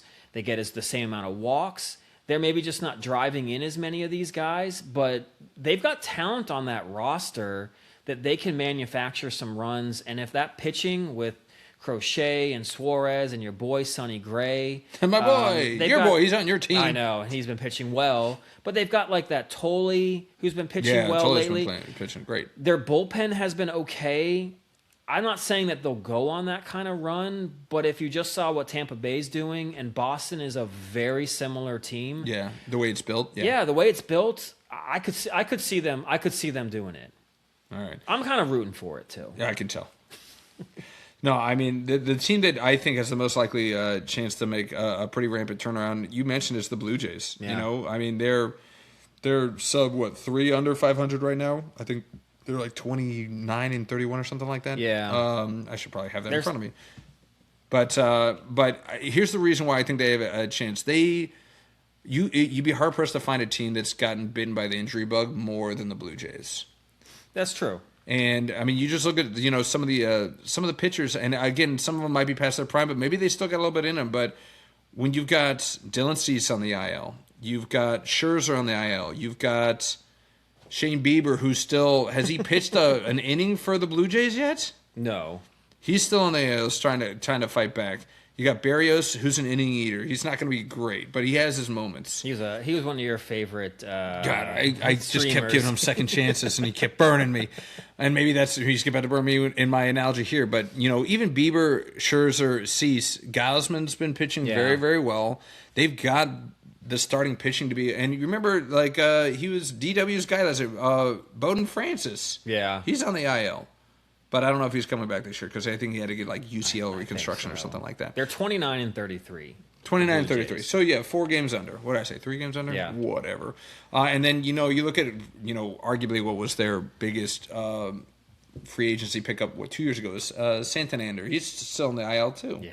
But he's got talent. So I could see if those guys come back healthy and if, to your point, Vlad wakes the hell up and he starts hitting for power again, I could see them making a run. But you got to hope that George Springer has what George Springer had last year. And I don't know if he can do that. I think that was a random year because he'd been so bad after he left Houston and then had that great year. I don't know. I don't know if I would put my eggs in a George Springer basket. Yeah. He's just so streaky right now. He might be one of the streakiest ball players in the league right now.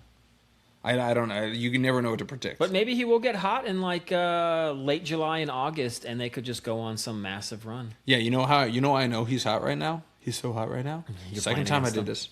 No, because Will Billy has him, and we were knocking him so much, and he's like, look, he's doing so good right now. And then he immediately goes into, you want to trade for him? I'm like, no, get out of here. I don't want George Springer out of here. Second you trade for him is when he's going to start sucking. Yeah. Well, but because he's so fluky, he's just such a fluky guy. But yeah, Will Billy's flying high on George Springer, and he's trying to hold on to third. I just leapfrogged him. I'm back in second in fantasy, baby, right where I belong, my friend. Good to see you. Good to see you. I'm looking up at you. It's hard to see you down there. It's so strange for you to be in a position of you're looking down on somebody since you're such a short king. I know. I'm enjoying DJ Stepstool. Speaking of DJ Stepstool, I just took him to Pound Town on this last week. DW, how's my dub taste in your mouth? Come on, let's go. Yes, I did get to knock off both Semko and DW. Not in back-to-back weeks. No. I think I had a week in between where I think I mollywopped Grizz. And I won in the same fashion, 6-5. Yep. That's my lucky 2 numbers there. I should play the lotto with 6-5 in there somewhere. Yeah, I couldn't. I didn't know who to root for in that matchup, You knew honestly. exactly who to root for. Yeah, DW. Plus on Sundays. So for those of you who know, I picked up JJ Bleday, pickup of the year so far for the Cincinnati Reds. And he's just tearing the skin off the ball right now. And he of course, DW just considers me the luckiest man on earth sometimes. You are a lot of times. And I picked this guy up, and he's just, again, tearing the skin off the ball. And he goes up, and he hits 3 that week going into Sunday. Yeah. And I think I told DW, or DW told me, he's like, I swear to God, if Bleday hits another home run, I'm going to lose my mind. And sure enough, on Sunday, he hits 2 doubles, and one of them hits the freaking wall. I was like, God, I wanted that thing to go over the fence. He had, I want to say, there was something, I think, on Monday morning, if I can find it, that was in the little Yahoo when you click on the guy that talked about JJ Bleday. I don't know if you saw that. No, I didn't. But it basically literally said something that you don't see that very often, where it was basically... It's like, trade him now. It was like, this run is over. He can't continue to do this. So I hope you got, what you wanted out of him. And then he had the 3 home run and, all those RBIs for you that week. Yep. It is just nuts. But I just couldn't help but every time I would check and I'd see Bleday with another home run, I'm like, I got to text Dwight, make sure he's okay. Well, DW, he's got to take this as a consolation, right? Or he's got to take this as a, what do they call it when you lose, but you call it a win? What am I talking about here? It's Yeah, I know what you mean though. It's like a motivational winner, or it's like you take it like some positive. Some positive. So positive. because I was up 8-3, and I thought I had this thing in the bag, and I needed one walk to take another category going into Sunday. I had a full lineup. I had 9 guys going, and not a single freaking walk on Sunday. It's Unbelievable, unfreaking believable. And on Sunday, I tied them in quality starts, and freaking. Jack Leiter, 5 2/3. Oh, that's right. 10 strikeouts. That's right. No runs. Give him that last out. God, unbelievable. But yeah, that went from an 8-3 down to a 6-5. So, DW, I still own you. Hey, regular, you were giving me all that crap when I lost the tiebreaker in fantasy hockey finals because I didn't have the tiebreaker. Well, guess what? I got the tiebreaker on you. Hey, DW, I got the tiebreaker on you we right play now. Again before the end of the year. Yeah, you better hope it goes a little different for you there, friendo. Well, it depends on when I play you because my 2 top dogs. Did Ellie officially go on the IL? Yeah. Oh, he's out, I think, 2 to 4. Ooh, not as bad as Murakami, your boy. I know. 6 to 8. I guess it's down to 5 to 7 now he went over to like Germany to get some like. Oh God, is he getting that Christian McCaffrey action? I think so. that little boy hamstring attachment or something like that. He's getting some kind of platelet shot or something. Yeah, I don't know. Yeah, get the same guy Lance Armstrong had. Get that blood flowing in That's there. what I'm saying. But yeah, DW, I'm afraid you still got to kiss the feet, kiss the ring, and kiss the feet. But it's better than me making you drink my sweaty feet water because apparently that's a thing now too. I can't believe what some of these people are doing right now. But this came out from one of those. So you've heard of Comic-Con. Of course. And I'm sure there's a sports con that you probably looked at going into before too. No, but there is a PodCon. PodCon. For podcasters. Looks like we got somewhere to be. But did you know there's an anime con? You know what anime is. You're not a big anime guy. It's like the Pokemons. No, it's not Pokemons. Or like Dragon Balls. Dragon Balls. Yeah, sorry, that's what I meant. Yeah, or Naruto. Seabear's our big anime guy. He could probably rifle. Really? Oh, yeah, man. He likes that One Piece show, I think. And he just kept trying to get me to watch Naruto, or I'm probably butchering that name. What would you rather do first? Would you rather watch anime Naruto or do CrossFit? Oof. Jesus. Can I just just kill myself? Jesus. No, that is the third option, I guess. I mean, I don't know, man. Yeah, that's a tough one. I'm really just grappling with this because they both have pros and cons. Yeah. Pro is that if I do CrossFit, I'm exercising, so that's a positive. But then I probably would hate it the whole time. Probably hurt your back, and then hurt something. Yeah, Naruto, it's like I just get to relax on a comfy couch, hopefully, and just watch something. But I might have zero interest in it. So either way, I'm wasting an hour of my life probably. It equals out. So yeah, I guess I would do Naruto because there's less likelihood that I could hurt myself. That's true. Just sitting there watching it, I could probably make myself want to hurt myself, but that's about it. But anyways, back to the so there was an anime con in California, of course, because it's San Jose. It was called Fanime Con, so I guess it was anime for fans or whatever. Yep. But apparently there were cosplayers there. You know what cosplayers are? Yeah, they dress up as like the characters. Yes, there you go. You're kind of figuring it out there. So there was a cosplayer that I was there that was selling glasses of fruit juice steeped in their own feet. So they were taking, I don't know, cranberry juice and apple juice, and like it's a big Yeti cooler, and just sticking their feet in there, and they were selling glasses of this sweaty feet water juice to people. Is that disgusting enough, or is it more disgusting that she was charging $10 to $15 per glass, and she sold out in about an hour? It's not surprising to me. None of this stuff is surprising to me anymore. Feet water? Disgusting. So the foot juice was just food juice in again from a plastic bucket that they dipped their feet into. $10 to $15 price tag. And again, according to multiple reports, the foot juice sold out in less than an hour.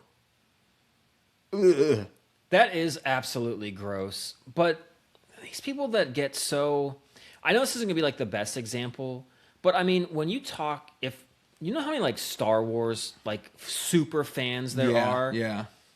Just equate that to this. Like they'll look at anything that George Lucas would put out. They'd almost do anything, buy anything. you'd like say something negative about Star Wars, they'd like defriend you almost. Like it just seems that way in the anime world. But I don't know, or like cosplay type stuff. Like those people that are in it are like in it like big time, and this is just part of that world. I guess. First off, I've never gotten that like the understanding. I cannot find anything more disgusting and then the people that are interested in foot stuff. Yeah, that's true. So I'm with you. I don't get like the foot stuff either. So there obviously it's a fetish. There are those that like that.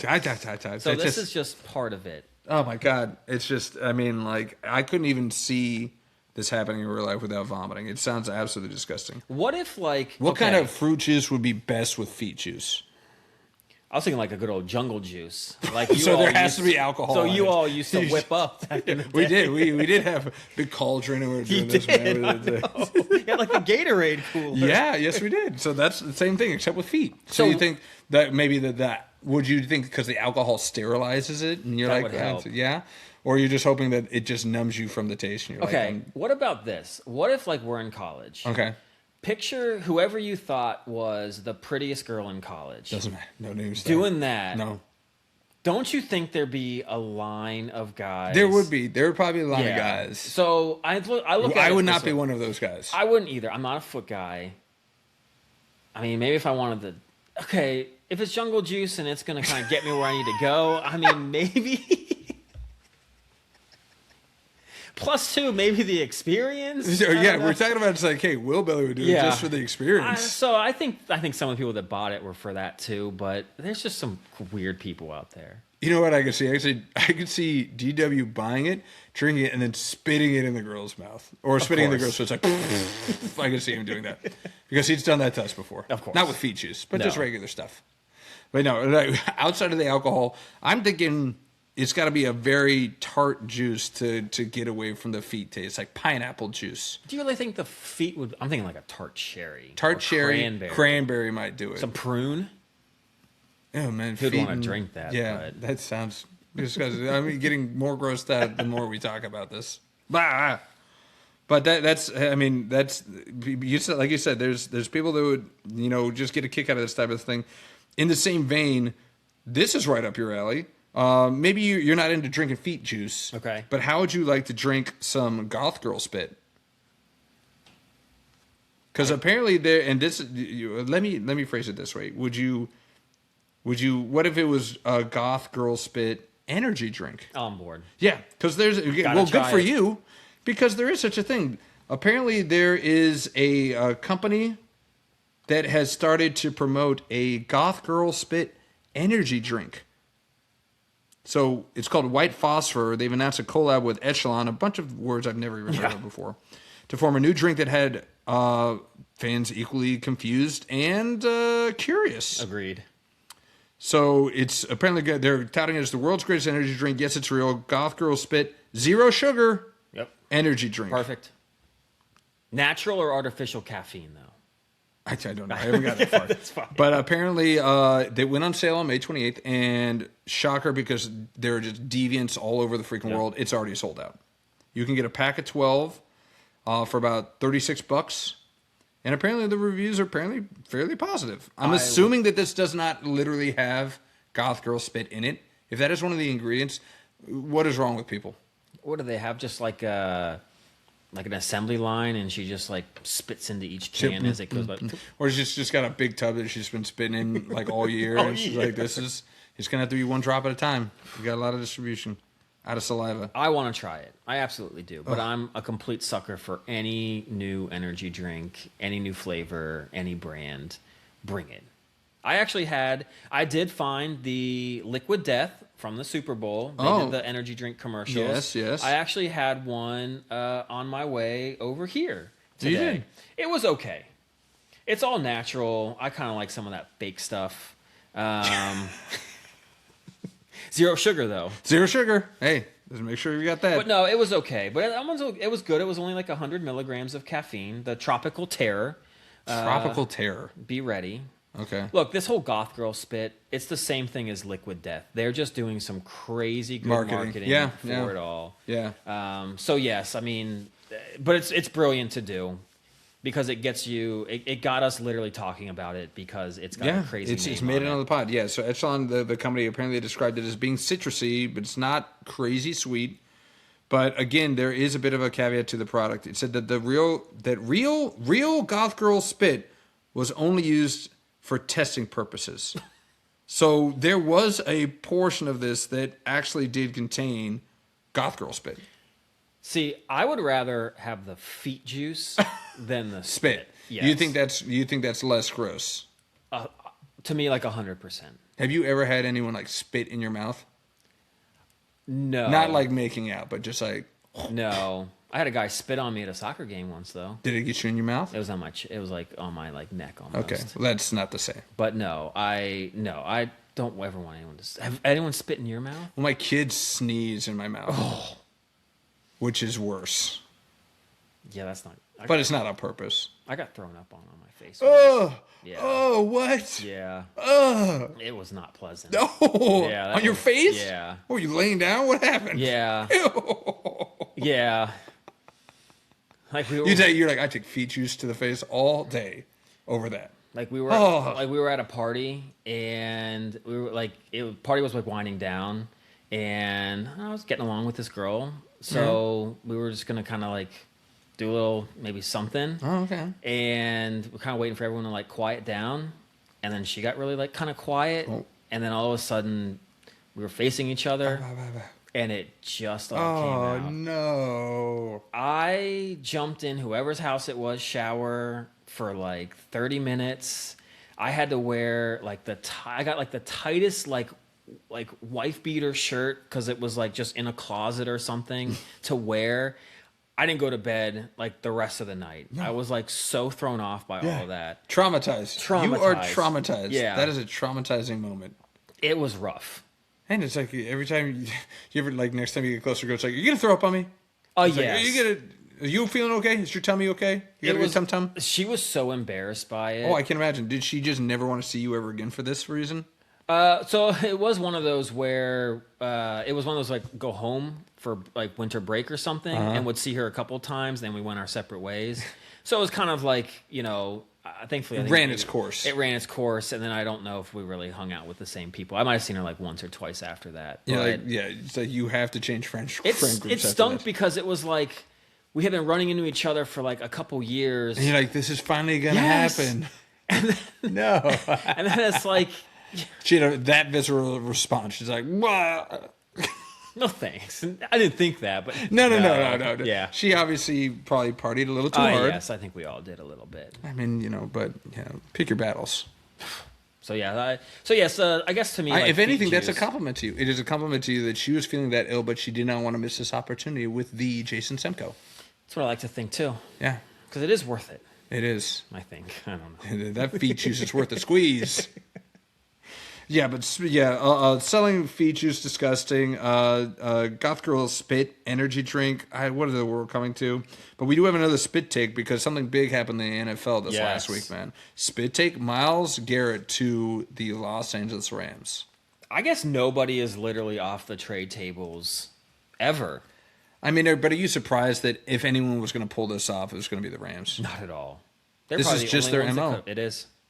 Good on them, man. They've got some brilliant minds that work in that front office. I don't know. They're either brilliant or insane. Crazy, or a little bit of both. Maybe you got to be a little crazy to be a genius. You got to have that guy that comes in that is just kind of like, you know what?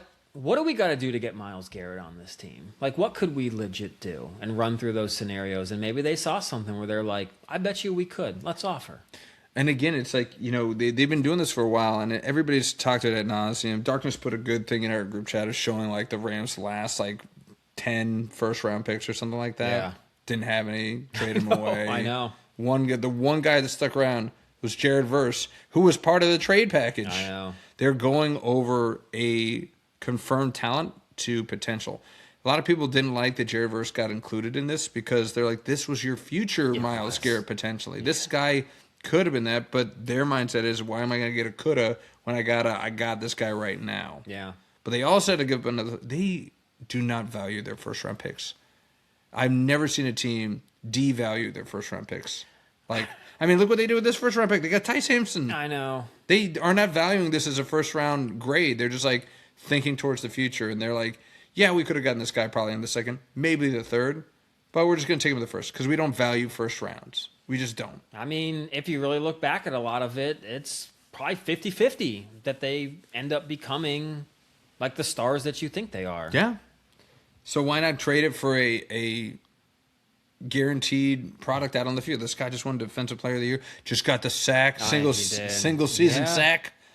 Got it from TJ. Got your boy, TJ. That's okay. I mean, yeah, he's a great player. There's no doubt about it. He's a monster. And now you're hearing the whispers, right, about Aaron Donald.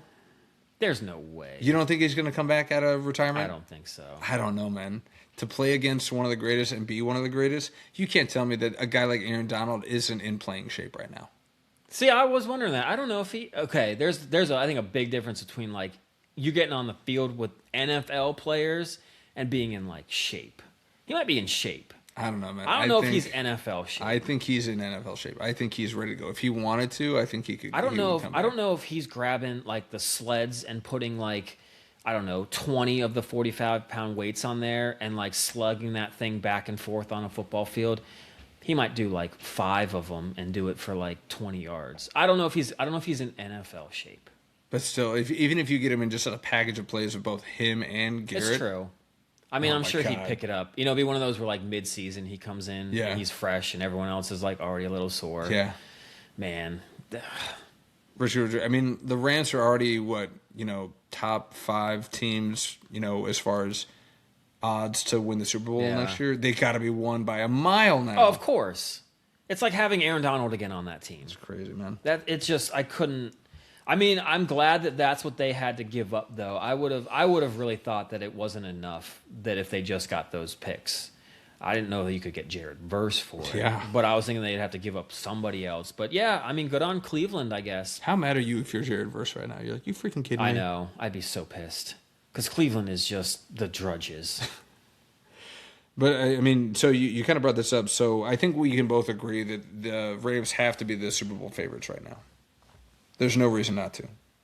They took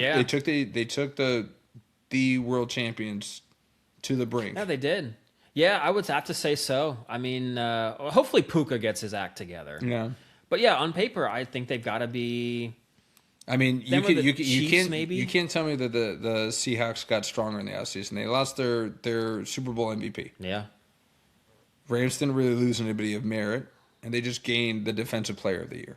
Plus, they also got 2 of the Chiefs' DBs to help shore up that secondary, right? Yeah, with more first rounders. Yeah. Just giving them away. So who do you think? So you mentioned it. Who do you give Cleveland the dub on this trade? Who won the trade? I think if you look at for like what you got, I think Cleveland won because you got a really good defensive player. Plus, you got some picks. But I look at like Myles Garrett. I mean, he might be at an all-pro level for another like 4 or 5 years. And 4 or 5 years in the NFL is an eternity. Yeah. So much other things can happen in that time. So I think the Rams won. Yeah. It's hard not to give the Rams the dub. Shador Sanders or Deshaun Watson is going to be Cleveland's quarterback. Like, what are they going to do to build a team that's going to be ready to win if you don't even have a good enough quarterback? So Cleveland might get some good pieces.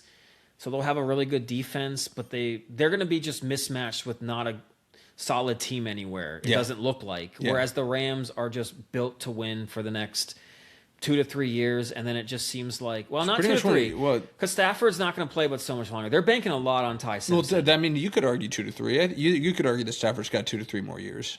Unless he gets he gets beat up a decent amount. He might, but he's got the age he could play 2 to 3 more years. Yeah. But yes, they've got a window of that long, and in the NFL, that's what you need. Yeah.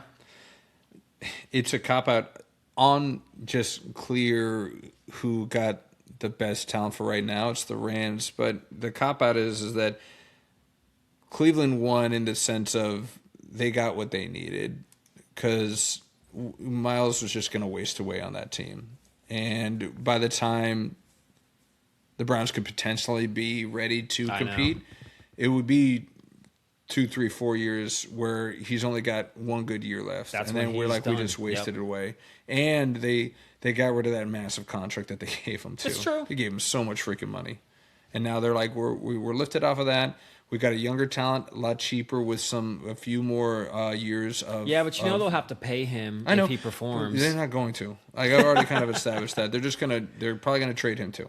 But they can at least say at this point, they're like, hey, we got a talent back. So, hey, maybe if he really starts kind of blowing the doors off and they start inching towards some successful seasons, then, hey, he's got a longer shelf life than Garrett does. He just does. He's younger. He's younger by, 5 years?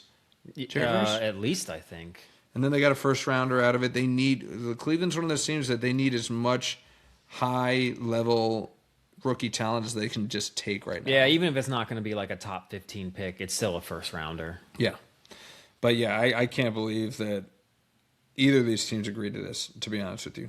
Like, I was shocked. I mean, the Rams just made out like bandits with this thing. But it wasn't the only high-profile trade in the NFL, because the worst-kept secret in the NFL, it became official when it was allowed to become official June 1st.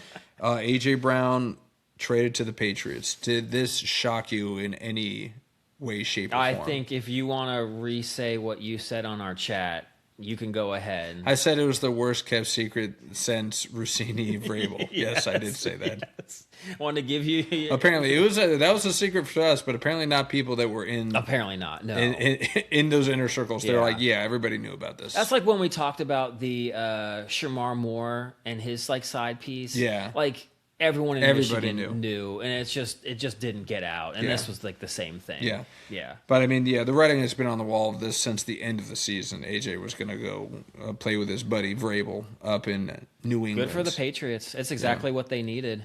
And then, I mean, like, the Eagles still got a first rounder out of this thing. Which I thought was a bit steep, but... It was. I'm telling you, I think that teams now are just...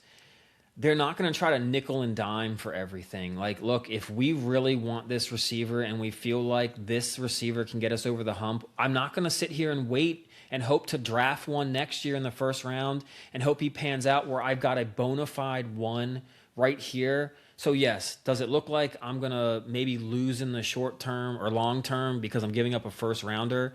But I'm ready to win now. Yeah, and I'm going to play both sides of this really quickly. Yes, I could say that, they gave up too much for a first rounder, but at the same time, if they're banking on, we're there, we just made the Super Bowl, our first rounder is going to be the last 2 or 3 picks. Yeah. Then it's not it's not as great of a value. So we're betting on ourselves that we're going to be so good that we're going to be so far back in that first round that it's not going to be nearly the value of what AJ Brown can give us right now. That's a good point. Yeah. But on the other side, you're getting the talent, but you're also getting the attitude. And A.J. Brown has not been the perfect teammate in any way, shape, or form. No. Like, have you heard the most, and I don't know, it's like, I don't listen to gossip like Real Housewives, but I'll listen to NFL gossip all day. All day. And apparently, do you know the like what's being buzzed around as to where A.J. Brown and Jalen Hurts had their falling out?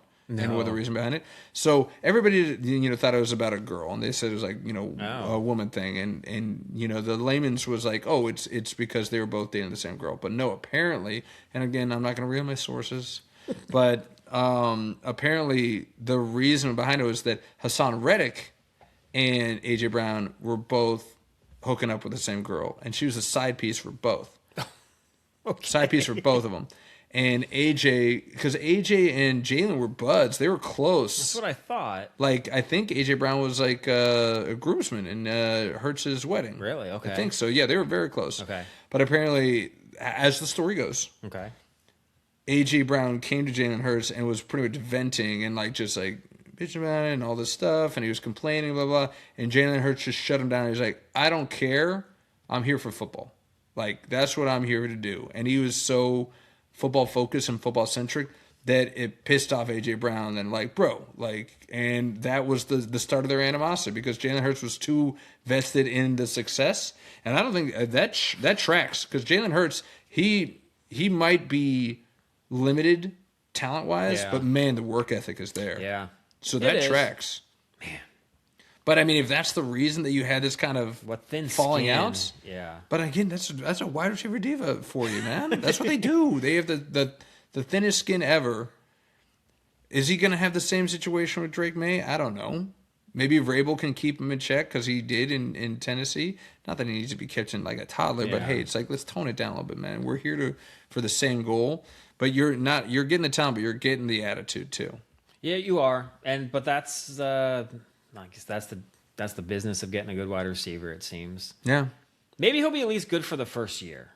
So all things considered, man, who do you think won the trade on this one? I think it's the Patriots again. I think you can see a theme with me. I don't value draft picks. I just don't. I think it's... You're like the Rams. You're devaluing first-round picks. I really am. I think that they are... I mean, look at some of these NBA teams that have just wanted to stockpile first-round draft picks. Not many of them end up panning out to be but so great. And you don't know what you're going to get. You don't know what that team's going to be. I think to your point, it's going to be the 30... It's going to be like the 25th plus pick in the first round. A lot of these teams trade out of that or something. So what's not to say that the Eagles don't even like trade that pick for something at some point, which is good. It's good to have that. But you don't know what you're going to get with all the bust that could be out there. Okay, Forrest Gump. You never know what you're going to get. Life's like a box of chocolates. First-round draft picks are like a box of chocolates. They kind of are. You don't know if you're going to get that god-awful dark chocolate or if you're going to get like that milk chocolate. Like, you like dark chocolate? Not really. Like a mint chocolate or something, or you might get the one that's got all the coconut stuff on it. No, that's what I'm saying. That's the 32 pick. That's the 32 pick. The 32 pick in the draft. It's the coconut chocolate. Yeah, and that's like the guy that may or may not actually even make the squad in 2 years. So, yeah, get a bona fide, legit guy that you know can play at this level. Okay. I want that. You want that. I'm kind of waffling because, again, it's like AJ's stats weren't fantastic last year. I know that he has the potential to be a one, but, you know, wide receivers also, not a lot of them have a very long shelf life. Has his best year or his best years behind him? And if so, did you really give up a first-round pick for him? I don't know. Like, wait and see. I'm not ready to just automatically default give the Patriots the win on this trade. Man, I might have to just... But I hate the Eagles, so yeah, I'll give the Patriots the win on the trade.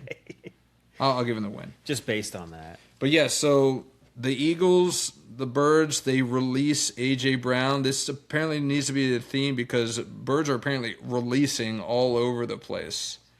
So the next story I have for you, and this is where we're getting into the Dirty 30.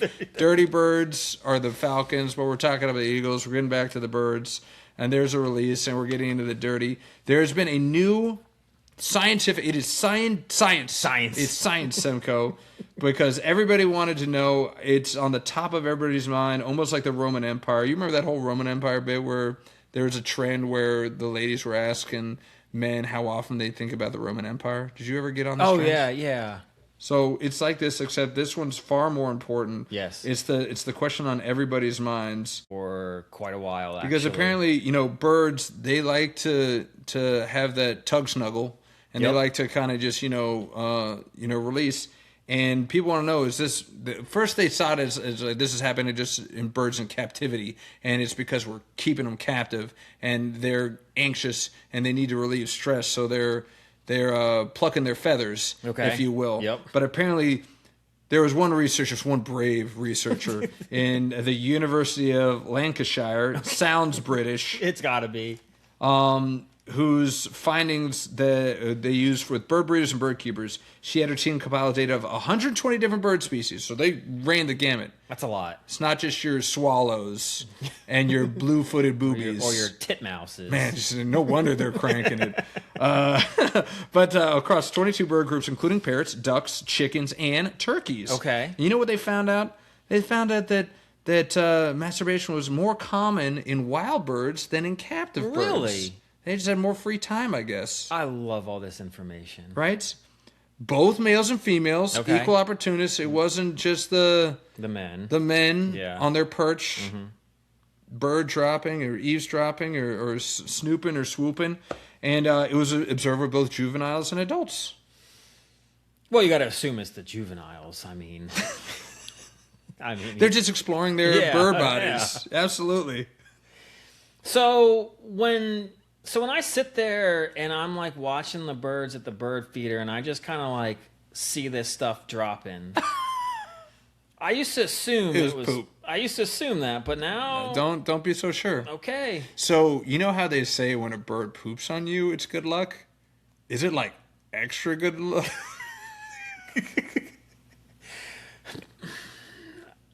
Well, is it extra good luck if you get the other release hitting you? Double the good luck, I guess. It's double your pleasure, man. It's double the fun. So apparently, this is apparently this was come out because people were trying to suppress this natural feeling of birds needing to do this, and that can actually be more harmful than just allowing them to do it. So people, if you see a bird enjoying themselves, enjoying their bodies, just let them have their fun. Just let them do their thing, because you could be more harmful to them than just allowing them, just trying to stop them. It's kind of like with us humans. I mean, you gotta just let us live. You can't just try to put us all in like a glass case or something, or in a cage. Birds. In a cage. I just gotta believe that this guy from England, whatever his name was. Okay, I love that you immediately assumed it was a guy. Actually, I'm just guessing by the name of Chloe Hayes. It was a woman. Okay, it's a woman. All right. Like, I mean, is she just like zoned in with like a binoculars or unocular or something, and is just looking at this bird, looking to see if it's masturbating? Can we get into like the logistics of it? Like, how does a bird, kind of wondering that too, do this? Do they like get down? The sharp beaks, man. Do you really want to mess with that?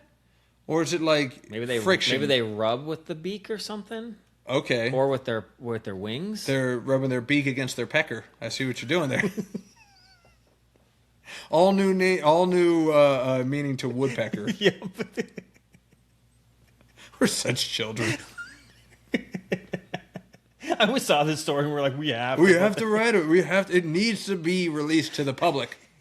The birds are releasing, so we release it. I know you all out there are like, I don't know, 15 listeners. I know at some point in time you've thought about this, and now we have the answer for you, so you're welcome. Well, and we're really saying this to all those people that own birds and feel terrible that, oh my God, my bird is so stressed that he's abusing his body or her body. It's perfectly natural. But it's perfectly natural, and they actually do it more in the wild. So if anything, you are preventing them because you're not giving them privacy to feel comfortable to do it on their own. So leave them alone. Exactly. Put some mood music on. So what would bird mood music be? Would it be bird calls? I'm thinking like, maybe. I don't know. Shake Your Tail Feathers by Nelly? I was thinking maybe like some Kenny G or something. Kenny G? You know? Yeah, I guess. Something like soft rock. Now okay. Is that your go-to? You like the soft rock? Kenny G? I don't know if it's like Kenny G, but, something like light. I don't know. I don't need like Hawthorne Heights up in there. Like, the U's like screaming in the background. Get some Taking Back Sunday in there, Cute without the E, Cute without the E. Jesus. Well, now that we're on the topic too, it's like we're trying to normalize this. This is just people or animals, animal kingdom that are just trying to live their lives. Yep. Well, did you know that we're normalizing doing this to help you live a more fuller life? There's also another scientific study. I swear to God, I'm not making this up. I'm not looking for these articles. I kind of am. But sexologists. And yes, sexologists are a kind of doctor, PhDs, if you will. They also gave 4 reasons why you should tug snuggle before your first date. Okay. So everybody's seen, well, not everybody, but people of our generation have seen Something About Mary. Yes. And there's a very specific scene in that movie, and they have their own reasons, but that is stemmed and it's sewed in real scientific talk. So apparently, a sexologist said that this, they call it a pregame ritual, which is kind of hilarious. Yeah. That says that this is going to help you have a more successful first date. Is Okay. if you take care of yourself before you take care of somebody else. All right? Can you give me a guess? What do you think are some of the reasons why doing this act would assist you in maybe making that first date turn into a second date? Well, I like to think that it would definitely... Two that come to mind. One is I think it's gonna calm you down a little bit. Yes, all right. Well, I'll give you that first one right. Your nervous system will thank you. So obviously, during arousal, the brain gets a dopamine and endorphins boost, and after the finish, the apex, if you will, cortisol goes down. The whole storm of anxiety slows down, and you feel more loose and relaxed. So it almost gives you a more competitive advantage if you want to look at it that way. I could see that. Because you're acting like a normal human being. You're not all charged up. Yep. All right. Anything else? What are your other reasons? I think the next one I have is it would help so that in case, I know maybe some people don't want to get busy on the first date, but in case you do, you're not going to finish that race like way too quick. Right? You got that fast one out of the way. Yes. Gotcha. A little eagerness. You want to last a little longer. I guess this goes in this second one. They said you'll actually be present. You'll be present. You won't be thinking about it too much, and maybe you'll be able to stay present a little bit longer. Okay. Yeah. I mean, all right, yes. dude, we're going to go in that same vein. But handling it beforehand clears the static. When that preoccupation where that's all you're thinking about is off the table, it's actually easier for you to listen. You're not thinking about it. You can engage with the person rather than mentally undressing them before every sentence. Yeah, I was going to say before every sentence. Yeah, that would make sense if you don't. I'm like, that's going to happen regardless of if you... Tug snuggle? What tug snuggle. I'm calling it a tug snuggle. Okay, tug snuggle. A little tug snuggle. Okay. Yeah. Yeah. That's for the boys. I like that. Yeah. All right, and the last one, there's the third one because there's four. Okay. The third one is you're less likely to make rash decisions or decisions that you'll regret, because when that's all that's on your mind, I remember times where I'm literally like, why am I doing this? Like, why am I driving 2 hours? Why am I agreeing to? I mean, you could fill in the blanks here. Yeah. Was there any time that you did something that you regret because all you can think about is that if I do this thing, I'm more likely to see her undergarments? Yeah. I I think we've all done a little something. I think I went to like a play with this one girl. Okay. Knowing full well that like I better be getting something out of this because this is the last place that I want to be. But I was more probably jazzed about going to it because knowing that probably was going to be the payoff. I didn't. This is good. Yeah, Les Mis. All right. Yeah, like, or was let's it Mamma go. Mia? Yeah. What play was it? Do you remember what it was? It was at school. I don't know. You know what it was? It was actually that one where it's like the three monkeys end up writing Hamlet. I don't know this. There's like a thought where like you put enough monkeys in a room, they'll and leave them there long enough that they'll be able to. It actually really wasn't that bad, honestly. Okay, but it was really just cultured you a little bit. It did help, but I couldn't help but think when you brought that up though, like in Seinfeld when Jerry's having the battle with like the penis in the brain. Oh yes, and it's like with the actress who is god awful. Yeah, and he's got to try to like put up with it, and like the brain is like, dude, we can't take this anymore. And the penis is like, come on, man, hang in there a little bit longer. Like, you know what's coming. Yeah, it's a lot like the one that comes to mind for me is that this girl was into frisbee golf, frolf, if you will.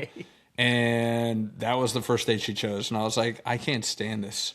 But I'm going to grit my teeth and I'm going to do 18 holes of this ridiculous game with the opportunity in there. The other one that I can think of is that I pretended I liked coffee for about 6 weeks. Oh, okay. We weren't dating at the time, but she would go to a coffee shop a lot. Yeah. So I was like, this is how I'm going to get in. I'm going to go drink some coffee too. Okay. First time, I literally just had to copy what everybody else was ordering because I never order coffee. And I was just like, yeah, just give me one of those. That sounds good. Nice. Like 6 sips. Yeah. And I'm just like, this is good. And I love this so much. Hated it. No, I did. That is to remind me. I knew there was another one in there, at least one more. No, I pretended that I like sushi. I love sushi. You like sushi? I do At now. the time. And plus, this was like Harris Teeter sushi.